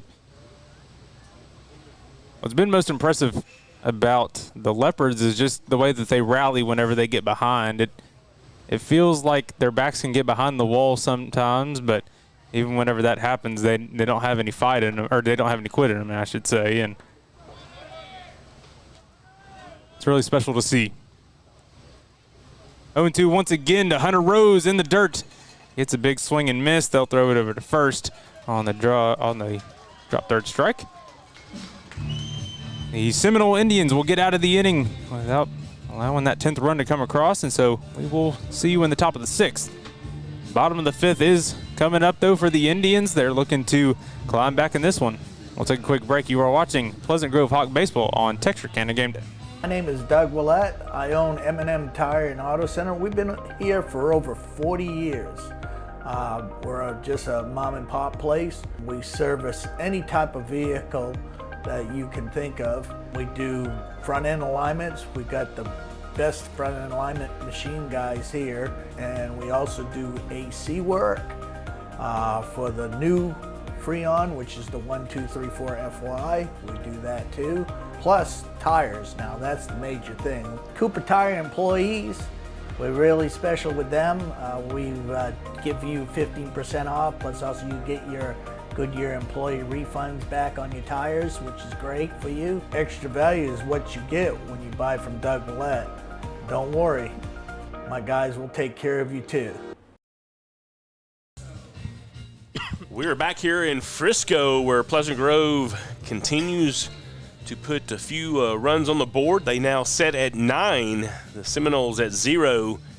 And they're going to have to do something to get some crooked numbers on the board quick, or this game is going to be over in just a few more outs. I want to give a shout out to our game sponsors, Browning Homes, Nothing But Cakes, locally owned and operated by Brady and Amy May, Langford Roofing, Cook Drywall, Farmers Bank and Trust, Peace Wealth Advisors, Texarkana Star Realty, Design Center at Red River Lumber, and Anderson Orthodontics. Spencer Browning makes his return back to the mound. We did see Jackson Kohler warming up a little bit in the bullpen, but Spencer only at 44 pitches. I'd like to see him go a little bit more here. 2 hits allowed, no earned runs, no walks, 2 strikeouts. So far for Browning's through 4 innings worth of work. Due up, we will see Robledo. Grijalva, Robledo, and Madrid are due up this inning. For the Indians.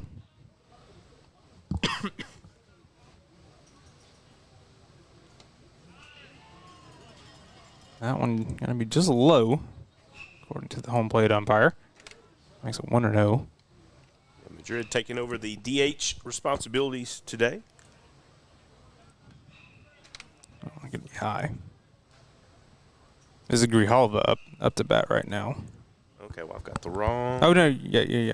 Grijalva's up.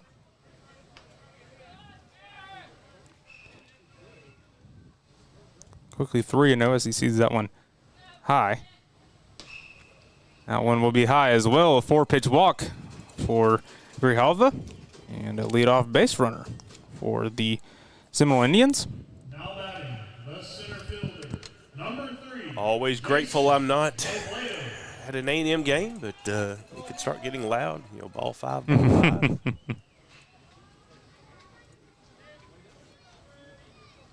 I've always wondered, what ties do you have whenever you're that far west? I mean, I guess it's Tech at that point. It's got to be Tech. They're in Lubbock. Mm-hmm. I think they say something like guns up. Wreckham Tech. Have an aunt that is an alumni there. Cousin that's an alumni there. All because they couldn't get into Texas. That pitch from Spencer on the outside edge for a strike makes it 1-1 now here on Robledo.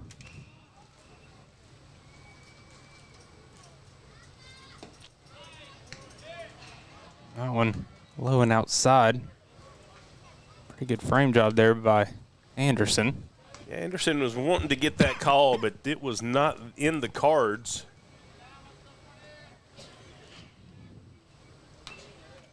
This one grounded foul back to the Seminole dugout. He was counting out 2 for Robledo. Browning wanting a different ball. That one was messed up. I'd have just thrown a curveball if I couldn't get a little extra action out of it. Robledo had the first hit of the game for the Indians his last time up. This one he'll ground over to second. Jace Elrod. He'll fire it over to Jarrett. Not in time as he tried to get it over to Walker, and so it will be a 4-6 fielder's choice. We'll get the lead out, though, and he'll be a runner at first as we hit the 9-hole Madrid. Yeah, Madrid was able to get to first base after an error in the 3rd inning.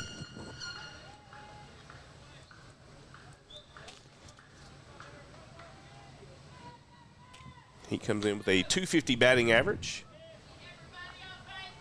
Does have 24 strikeouts. Move over to first. Not going to be in time on Robledo. Big hole on that right-hand side. As the Hawks are holding Robledo on first. Ooh. I think that was a pitch that kind of crossed Spencer and Buck up, but he came inside and just completely got Madrid on a bad swing and miss there. Started got bat 0-1. It was a swing looking like chopping wood.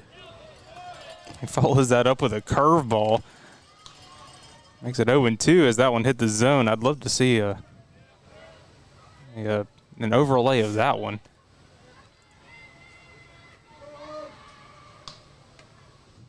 That one doesn't quite bite enough, stays high. Makes it 1-2. Yeah, if I'm catching Spencer Browning, I don't want to be crossed up too often. If there's anybody that can take it, though, it's Buck Anderson. And this one in the zone. Halter making the long track for it. He will not be able to field it cleanly. I don't think he would have had the throw anyway with just how much distance he had to travel. So the runners will be saved both at first and second. And a runner in scoring position now for the top of the order, Donaldson. No, I actually think that was a good move by Halter to really not even making an attempt. It would have been close at best. And so Coach Fincher will take the ball from Spencer, and that will conclude his day on the bump for the Hawks, and it will be Jarrett Halter's time to come in now. I think if I'm the Indians, I want to hear any other name but Halter coming in to close out a game. And that's just kind of been kind of a really good thing for the Hawks, and something that they've been able to rely on is they've only seen 2 games in every series so far, and so they've been able to use Jarrett as more of a closer than as a starter so far in the playoffs. And I mean, we've seen him be an ace at times throughout his entire high school career, and to have him now as a closer is a big time move for the Hawks. With just the experience that he has playing high school baseball, plus the baseball he plays outside of the Pleasant Grove Hawks, there's not a lot of things that he hasn't seen or experienced. He's not going to get, off kilter. He's not going to let his emotions get the best of him. I mean, Fincher's blessed to have him, to be able to put him on the bump to close this out. He was the one that came in and closed it out against Lindale in the last series at home. So it will be a quick substitution, as it is just Halter for Browning in their respective positions to start the game.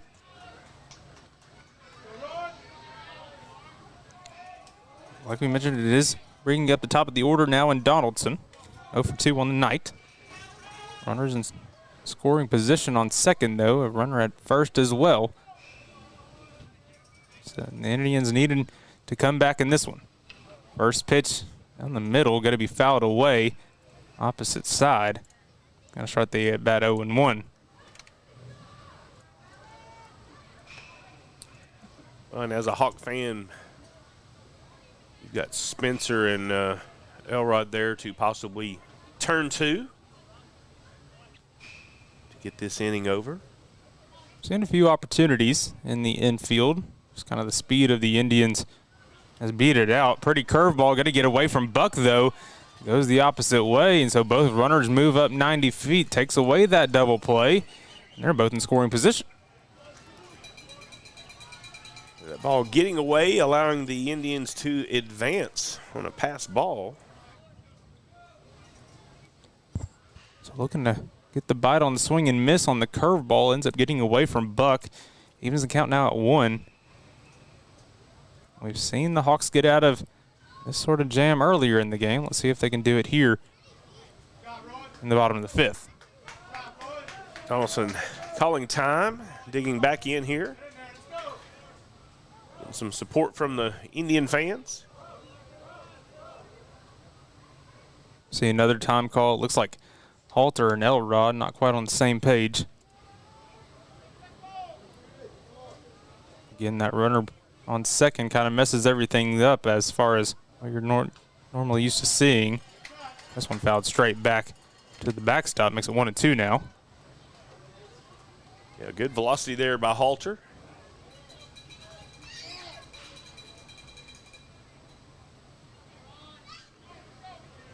Donaldson does come in with a .400 batting average.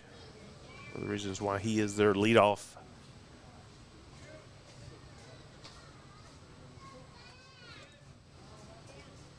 Halter's 1-2 pitch. Down the middle, going to get it put in play. Right fielder Landon West having to backtrack for it. He will make the catch. Both runners will tag, though. And the first run of the series for the Seminole Indians comes across here in the bottom of the 5th. Now 9-1 with a runner still in scoring position there at third base. Now batting for the Indians, the first baseman, number 22. Well, the only way you can score 9 is you have to score 1. And so the Indians are able to get one on the board. That is something that they were not able to do yesterday, as they were able to get a sacrifice fly. Both runners moved to second to third after a pass ball. High fastball gets a big swing and miss out of Michael Ray. Ray has the .273 batting average. Does have 20 walks. Another fastball down the middle. Makes it 0-2 quickly here on Michael Ray, and it feels like now that that runner on second is gone, Walter's a little bit more comfortable here with his battery mate Anderson. 0-2 pitch, low and away, 1-2. Anderson thought about framing that one up, but I think he knew better than to get that call a little bit low. 1-2, big swing and miss. Drop third strike, so Anderson will fire it over to first in time. The Indians put up 1 and strand 1 as well. We'll head to the top of the 6th, where the Hawks will look to answer and to see if they can get this one early. We'll take a quick break, and we'll be right back after this. You're watching Pleasant Grove Hawk Baseball on Texarkana Gameday.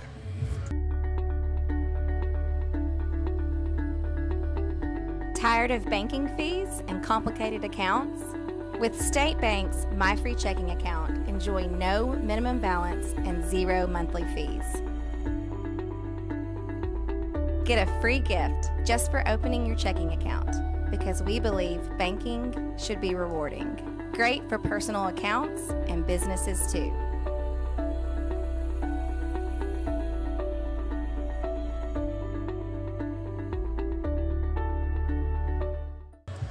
All right, we are back after the Indians put their first run up in this series, but they do trail 1-9. They're looking to go 3 up, 3 down and try to get a few more runs into that Hawk lead.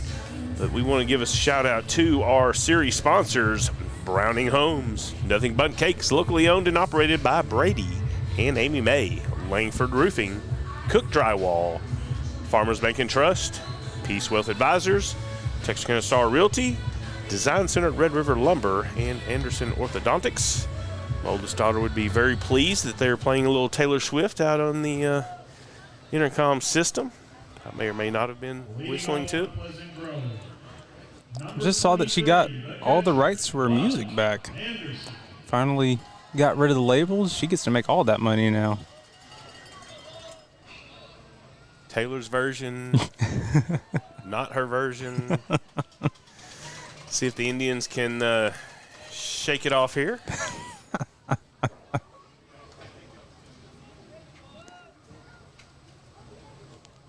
Top of the 6th, it is Buck Anderson who is due up first. We will see him, Landon West, and Walker Wright due up this inning.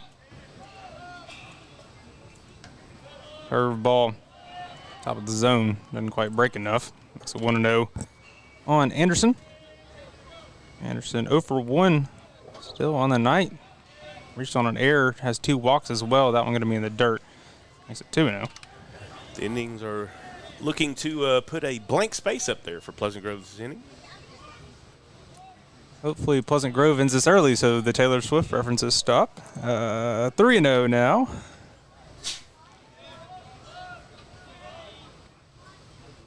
I was trying to think of something with bad blood, and I can't do it.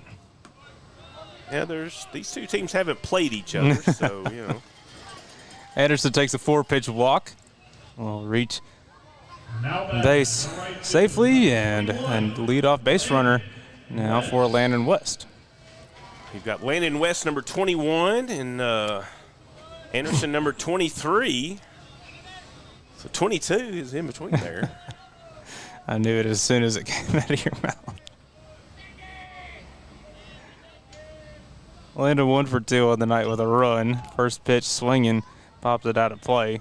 Going to be 0-1.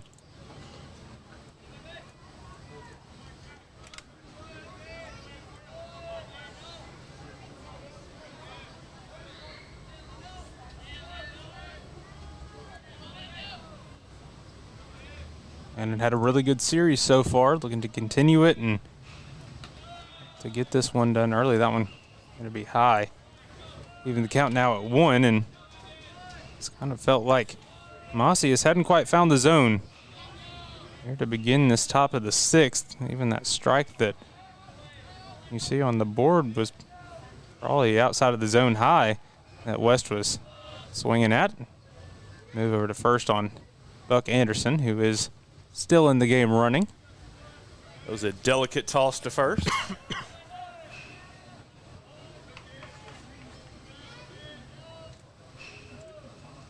1-1 pitch sails away on looks like to be a slider. 2-1.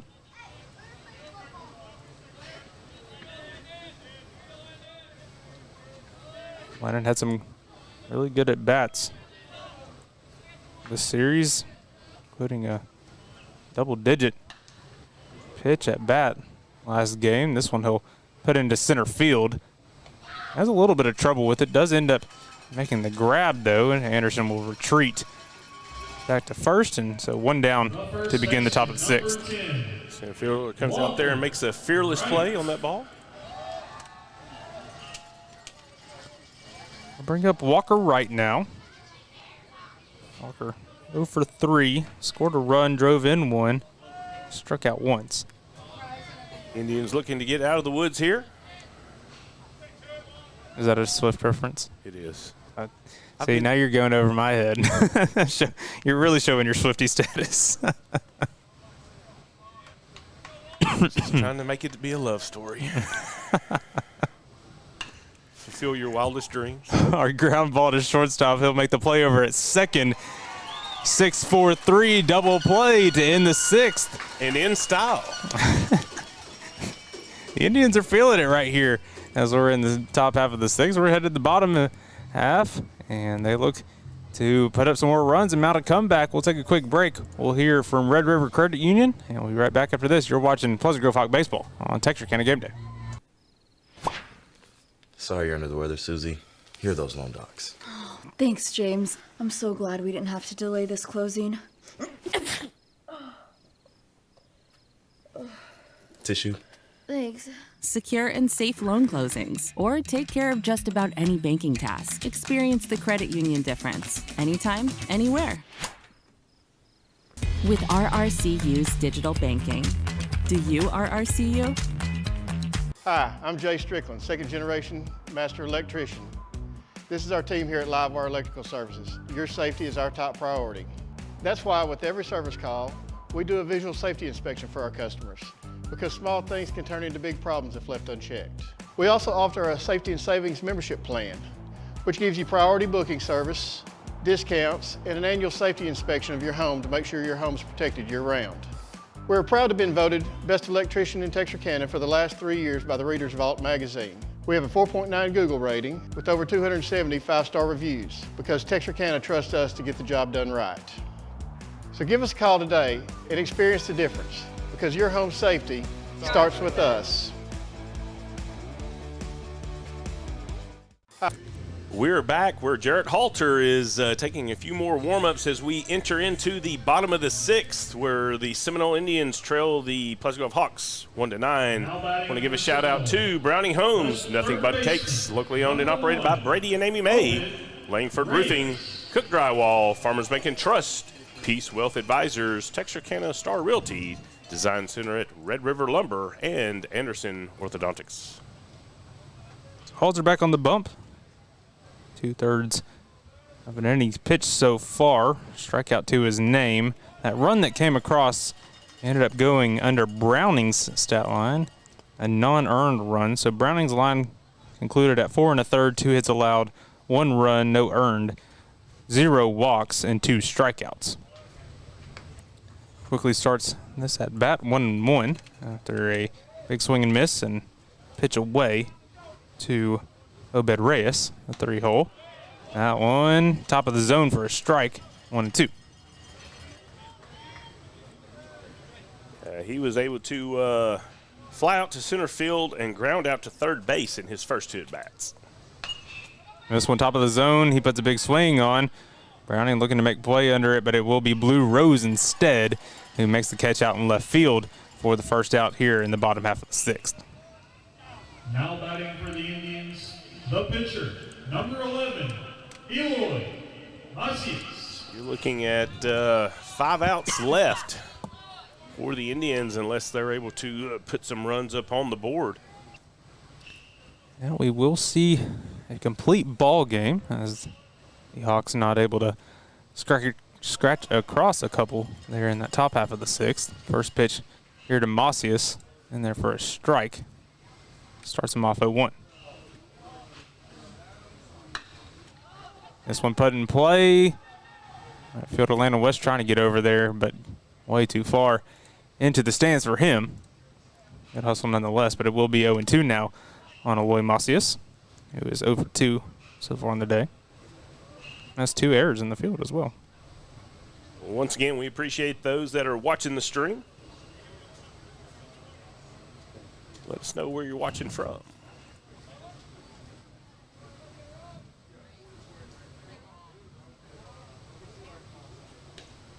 Curveball that Macias just barely gets a piece of. Really good pitch there by Halter. Even better job by Macias to fight and stay alive and continue the at-bat. You're really not in a good position to be able to see how far off the table that ball fell, but it definitely had some movement. Another curveball. They'll check him. I'll say that he dropped it, and he got him.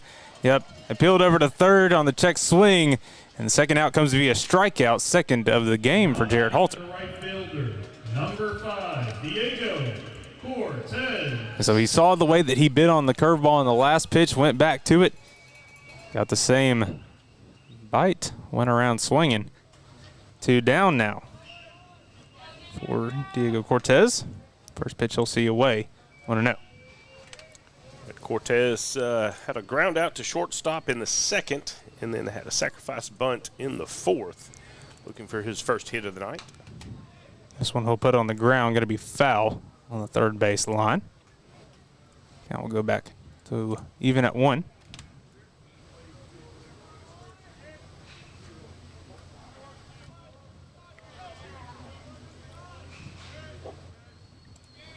One pitch now. Low and away. Unable to secure that one in the box. The shadows of the lights out on the field. And this one grounder over to second base. Elrod, he'll field it cleanly. Fired over to first. 3 up, 3 down. Bottom half of the 6th. We'll head to the top of the 7th. And the Indians have 3 more outs left. We'll take a quick break. You are watching Pleasant Grove Hawk Baseball here on Texarkana Gameday.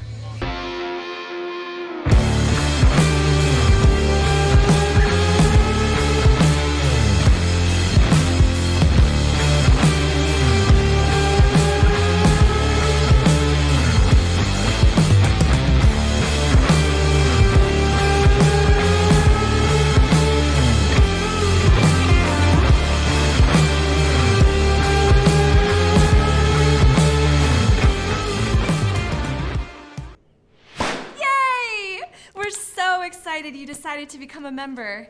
Thanks, I didn't think it would be this easy. I know. We've opened up memberships so even more people can take advantage of our amazing services. Are you gonna clean this up? Become a new member and take advantage of all RRCU can offer. Experience the credit union difference anytime, anywhere. No, seriously, are you gonna clean this up? Do you RRCU? We're back. Jamming to some good music here. I want to give a shout out to our game series sponsors, Browning Homes, Nothing But Cakes, locally owned and operated by Brady and Amy May, Langford Roofing, Cook Drywall, Farmers Bank and Trust, Peace Wealth Advisors, Texarkana Star Realty, Design Center at Red River Lumber, and Anderson Orthodontics. appreciate our game sponsors for everything that they have done for us all playoff and all year long. This has been an incredible school year of great talent throughout all of our sports. I mean, it feels like football season was forever ago, but we had 3 really competitive teams in the area. Basketball season saw an undefeated Liberty Ilo team make a long road in the playoffs, and seen some great girls basketball, good softball. And so we'll see a new pitcher here on the mound for Seminole. That will be Obed Reyes. Obed came in the last game. He was the starter, actually. He threw 2 innings worth of work, 3 hits allowed, 5 runs, none of them earned, had 4 walks, which was his biggest problem. He will step in and see Christian May to begin this at-bat. It'll be May, Boozer, and Halter due up this inning.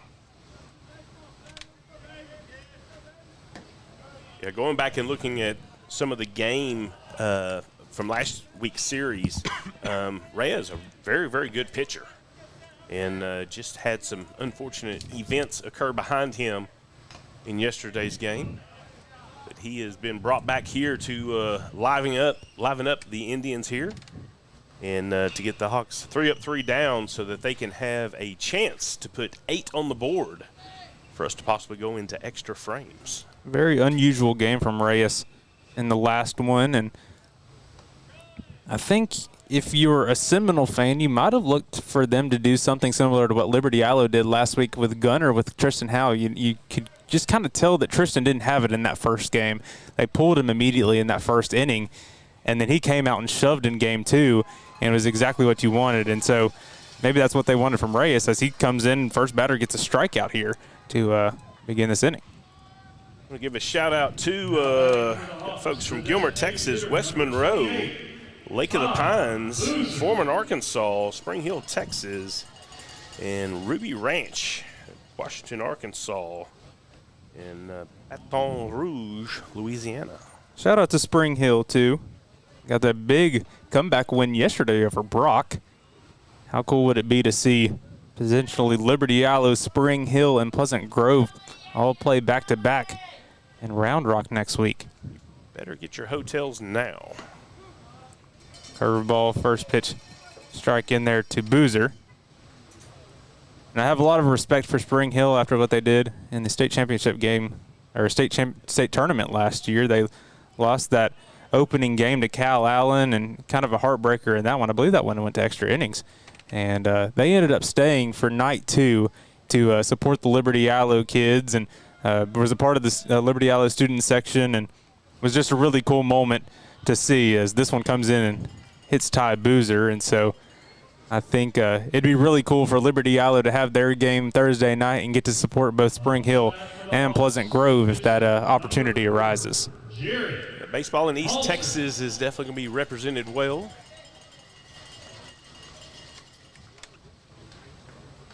We'll see a runner come in for Ty Boozer. I believe that was Jack Serene that came in over there. So a runner on first now as we see the top of the order in Jarrett Halter.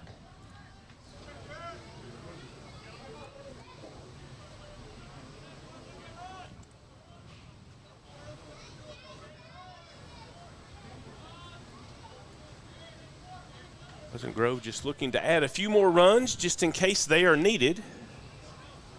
That one, a slider that gets way away from the catcher, ends up at the backstop, and so Serene will end up at second base safely.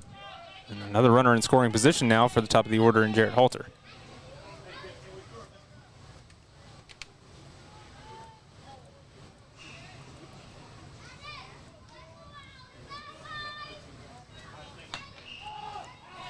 This one popped up. Halter will get it out of play.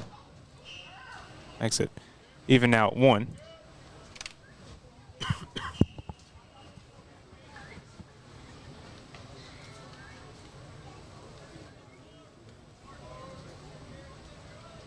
Halter 3 for 3 on the night. A run, 2 runs batted in. All 3 being singles, but gotten on base and let guys do their job behind him, and the perfect leadoff man for the Hawks in this game. Opened up with scoring that first run that Elrod was able to bring in.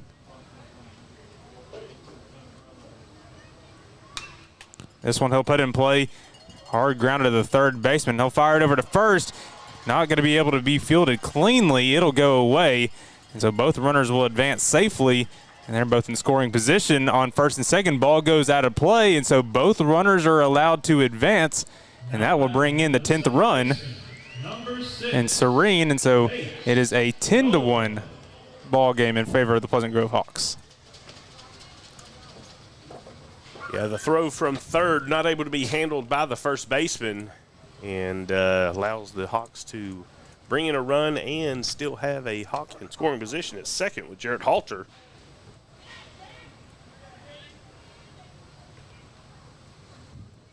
We've got Alaska and Madison, Wisconsin on the stream. There you go.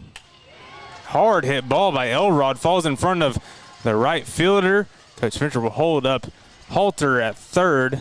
Another big single for Elrod. Makes him 2 for 6 on the night. 2 for 5, excuse me. 2 for 5. 19, Spencer Browning. And we'll bring up Spencer here. Runners on the corners. 1 out. Top half of the 7th. Where the Hawks are inching closer to a state championship appearance. And that was the 12th hit for the Hawks in this game. Curveball that Browning mashes on down the third base line. Halter will come in to score. Elrod will slide in safely to third, and Browning is standing up on second. Another RBI double for the Pleasant Grove Hawks. Yeah, Browning puts it right down the line, able to get an RBI and put both of them in scoring position. Browning's second hit of the game drives in another one. Both runners now in scoring position for Hunter Rose. Another dangerous bat here for the Hawks. First pitch he'll see down the pipe for a strike, 0-1.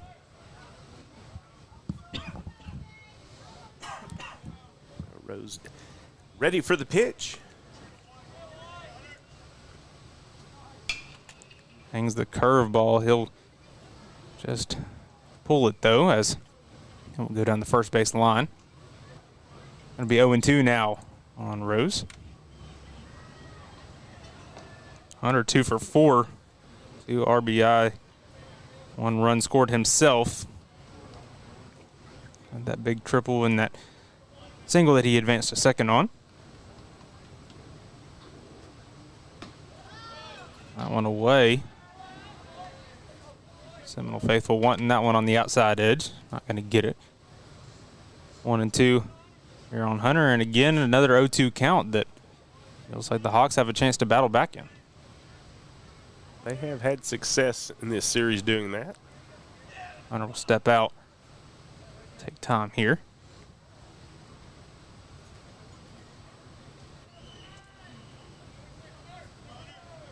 Runners on second and third. Rose will see that one top of the zone. Another strikeout for the Indians. And so a lot more favorable in that category today. Up next, the catcher, number 23. And comes huge as they record now the second out here in the top half of the 7th. Still both of those runners in scoring position as they bring up Buck Anderson now. Buck Anderson, the opportunity here to bring 2 Hawks in with a ball placed in the outfield.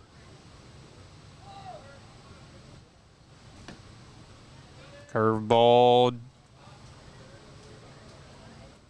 The framing there just wasn't where it should have been. That was called a ball. That's what I thought. There was a hand movement that I wasn't expecting there, and follows it up with a fastball. Top of the zone, gets a swing and a miss, 1 for 1 now. That swing looked like he was wanting 3 RBIs. Yeah. Well, Buck technically doesn't have a hit on the night, 0 for 1. He scored a run, has drove 1 in, has 3 walks, and so I think he's looking to make some damage in offense. Lets this one as a slow grounder.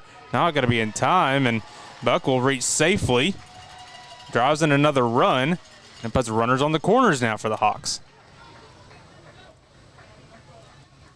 So 12-1 now in favor of Pleasant Grove, and they've eclipsed the 10-run mark. It's just come a little late. Yeah, Pleasant Grove with 10 more runs, or 11 more runs, and 11 more hits than the Seminoles. Landon West steps in once again for his fifth at-bat, or fifth plate appearance, I should say. 1 for 3. Has scored a run. That one going to be high, as far as I want to know. Landon West was hit by a pitch. His previous at-bat.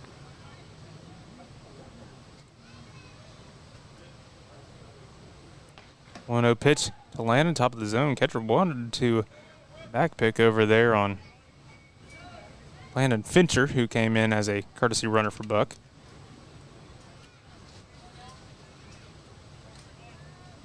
So 2-0, 2 down. Runners on the corners here for West. He'll put this one in play. It's getting down. Hard liner will fall in front of the left fielder. 1 run will come in. They'll slide in safely to third, and they will hold him up. Spencer comes in. The ball gets away, and Landon West smartly slides in safely to second on the throw. So 13-1 now the score in favor of Pleasant Grove, and continuing to build that lead. And Pleasant Grove just piling it on here in the top of the 7th, creating this hole that the Seminoles have had to dig out of even deeper.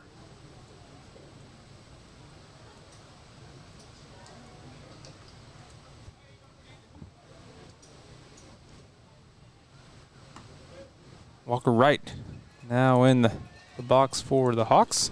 First pitch he sees at the top of the zone for a strike. Quickly 0-1. All right, looking for his first hit today.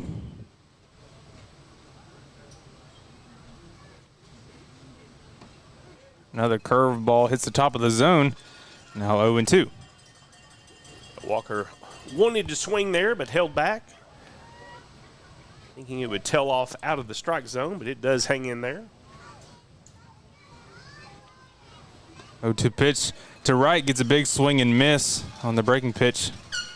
That sails away from him. But the Indians down to 3 more outs as we head to the bottom of the 7th. Pleasant Grove leads 13-1. We'll take a quick break. We'll be right back after this for the bottom half of the 7th. You're watching Pleasant Grove Hawk Baseball on Texarkana Gameday. Yay! We're so excited you decided to become a member. Thanks, I didn't think it would be this easy. I know. We've opened up memberships so even more people can take advantage of our amazing services. Are you gonna clean this up? Become a new member and take advantage of all RRCU can offer. Experience the credit union difference anytime, anywhere. No, seriously, are you gonna clean this up? Do you RRCU? My name is Wade Tyson. I got up not feeling real good, and I didn't know what was going on, but I just knew something wasn't right. So I got in my truck and drove myself here to the Texarkana Emergency Center. And I said, I think I'm having a heart attack. And they immediately went to work on me. I've been told that I coded 4 times. Dr. Bowman and his wonderful team didn't give up on me. Texarkana Emergency Center saved my life. I just owe everything to them. Welcome back, everybody. Bottom of the 7th. The Hawks now lead 13-1. Quickly want to thank our game sponsors once again: Browning Homes, Nothing Bundt Cakes, Tony Langford Roofing, Cook Drywall, Farmers Bank and Trust, Peace Wealth Advisors, Texarkana Star Real Estate, the Design Center at Red River Lumber, Anderson Orthodontics. This one grounded foul over to Christian May. I'll start. Hey, excuse me, that was a grounder that May was unable to get to in time, and so runner will advance on a single to lead off the inning. And so if you're going to start, that's a good way to do it if you're the Seminole Indians. Every little bit helps at this point, as we now see a pinch hitter for the, or no, excuse me, this is normal. Oscar Grijalva.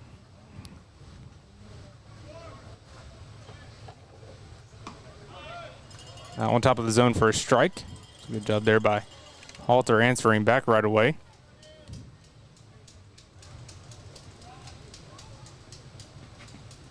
Oh, 1 pitch, grounder foul down the first base line. Quickly now 0-2.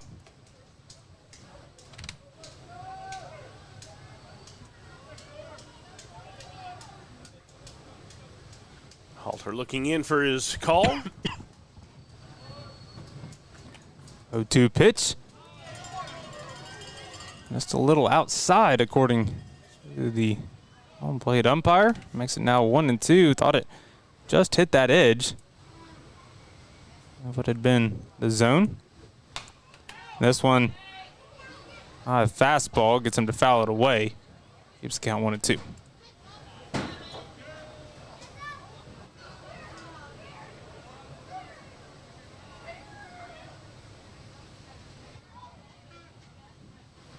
One and 2 pitch from Halter. Curveball that he just barely gets a piece of. It looks like it's going to fall into Landon West's glove. Man, I don't know how he got enough of that ball to carry it into the outfield, but good work there by Landon West to be ready for it off of a insane curveball there by Jarrett Halter. Indians now down to 2 outs on their season. And that will do it for Jarrett Halter.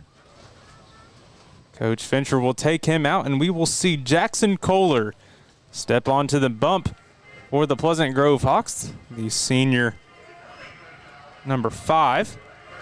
Seen him a couple times this year and looking to get him a nice little start here in a big-time opportunity, big-time playoff game.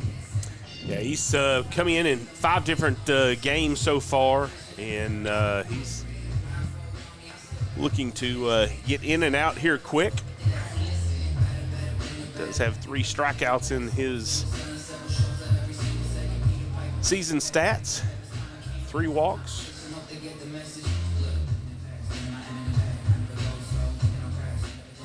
And so the way that the defense will kind of rearrange, I believe we will see Blue Rose check out of left field. We will see Jace head out that way.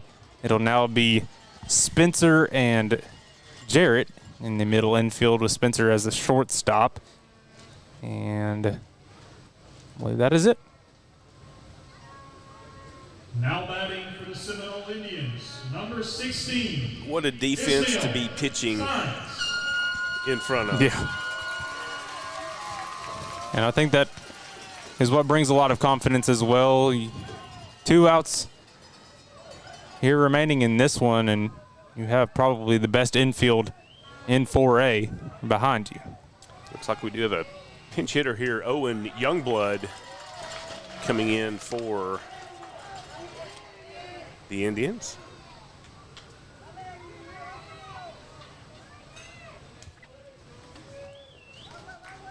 He will start 0-1 after a big swing and miss. Takes a big hack at that one as well. Quickly 0-2. And Kohler looking really good so far as he's stepped in.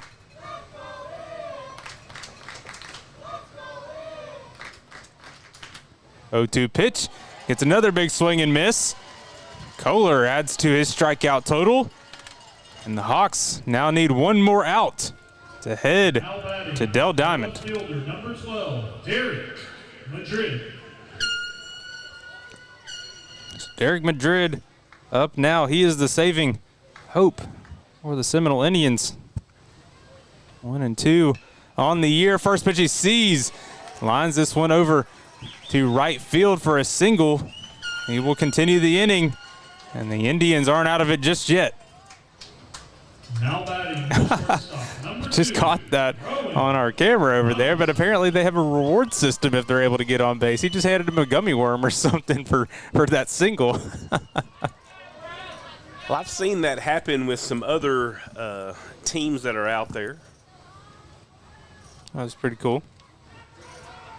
We will see a catcher change. We will now see Trevor Hendershot come out there and get an opportunity behind the plate. Cool opportunity for him. Buck done a great job all playoffs, and so he will check out for the rest of this one. We will see him in Round Rock. That one high, top of the zone for a strike. 0-1. Yeah, good looking pitch there. This Kohler looks to add another strikeout. It's a tough part of the order too, right back at the top. Ooh, man, that one right on the inside edge. Probably a good call as far as the ball, but he definitely got Donaldson wanting to swing on that one.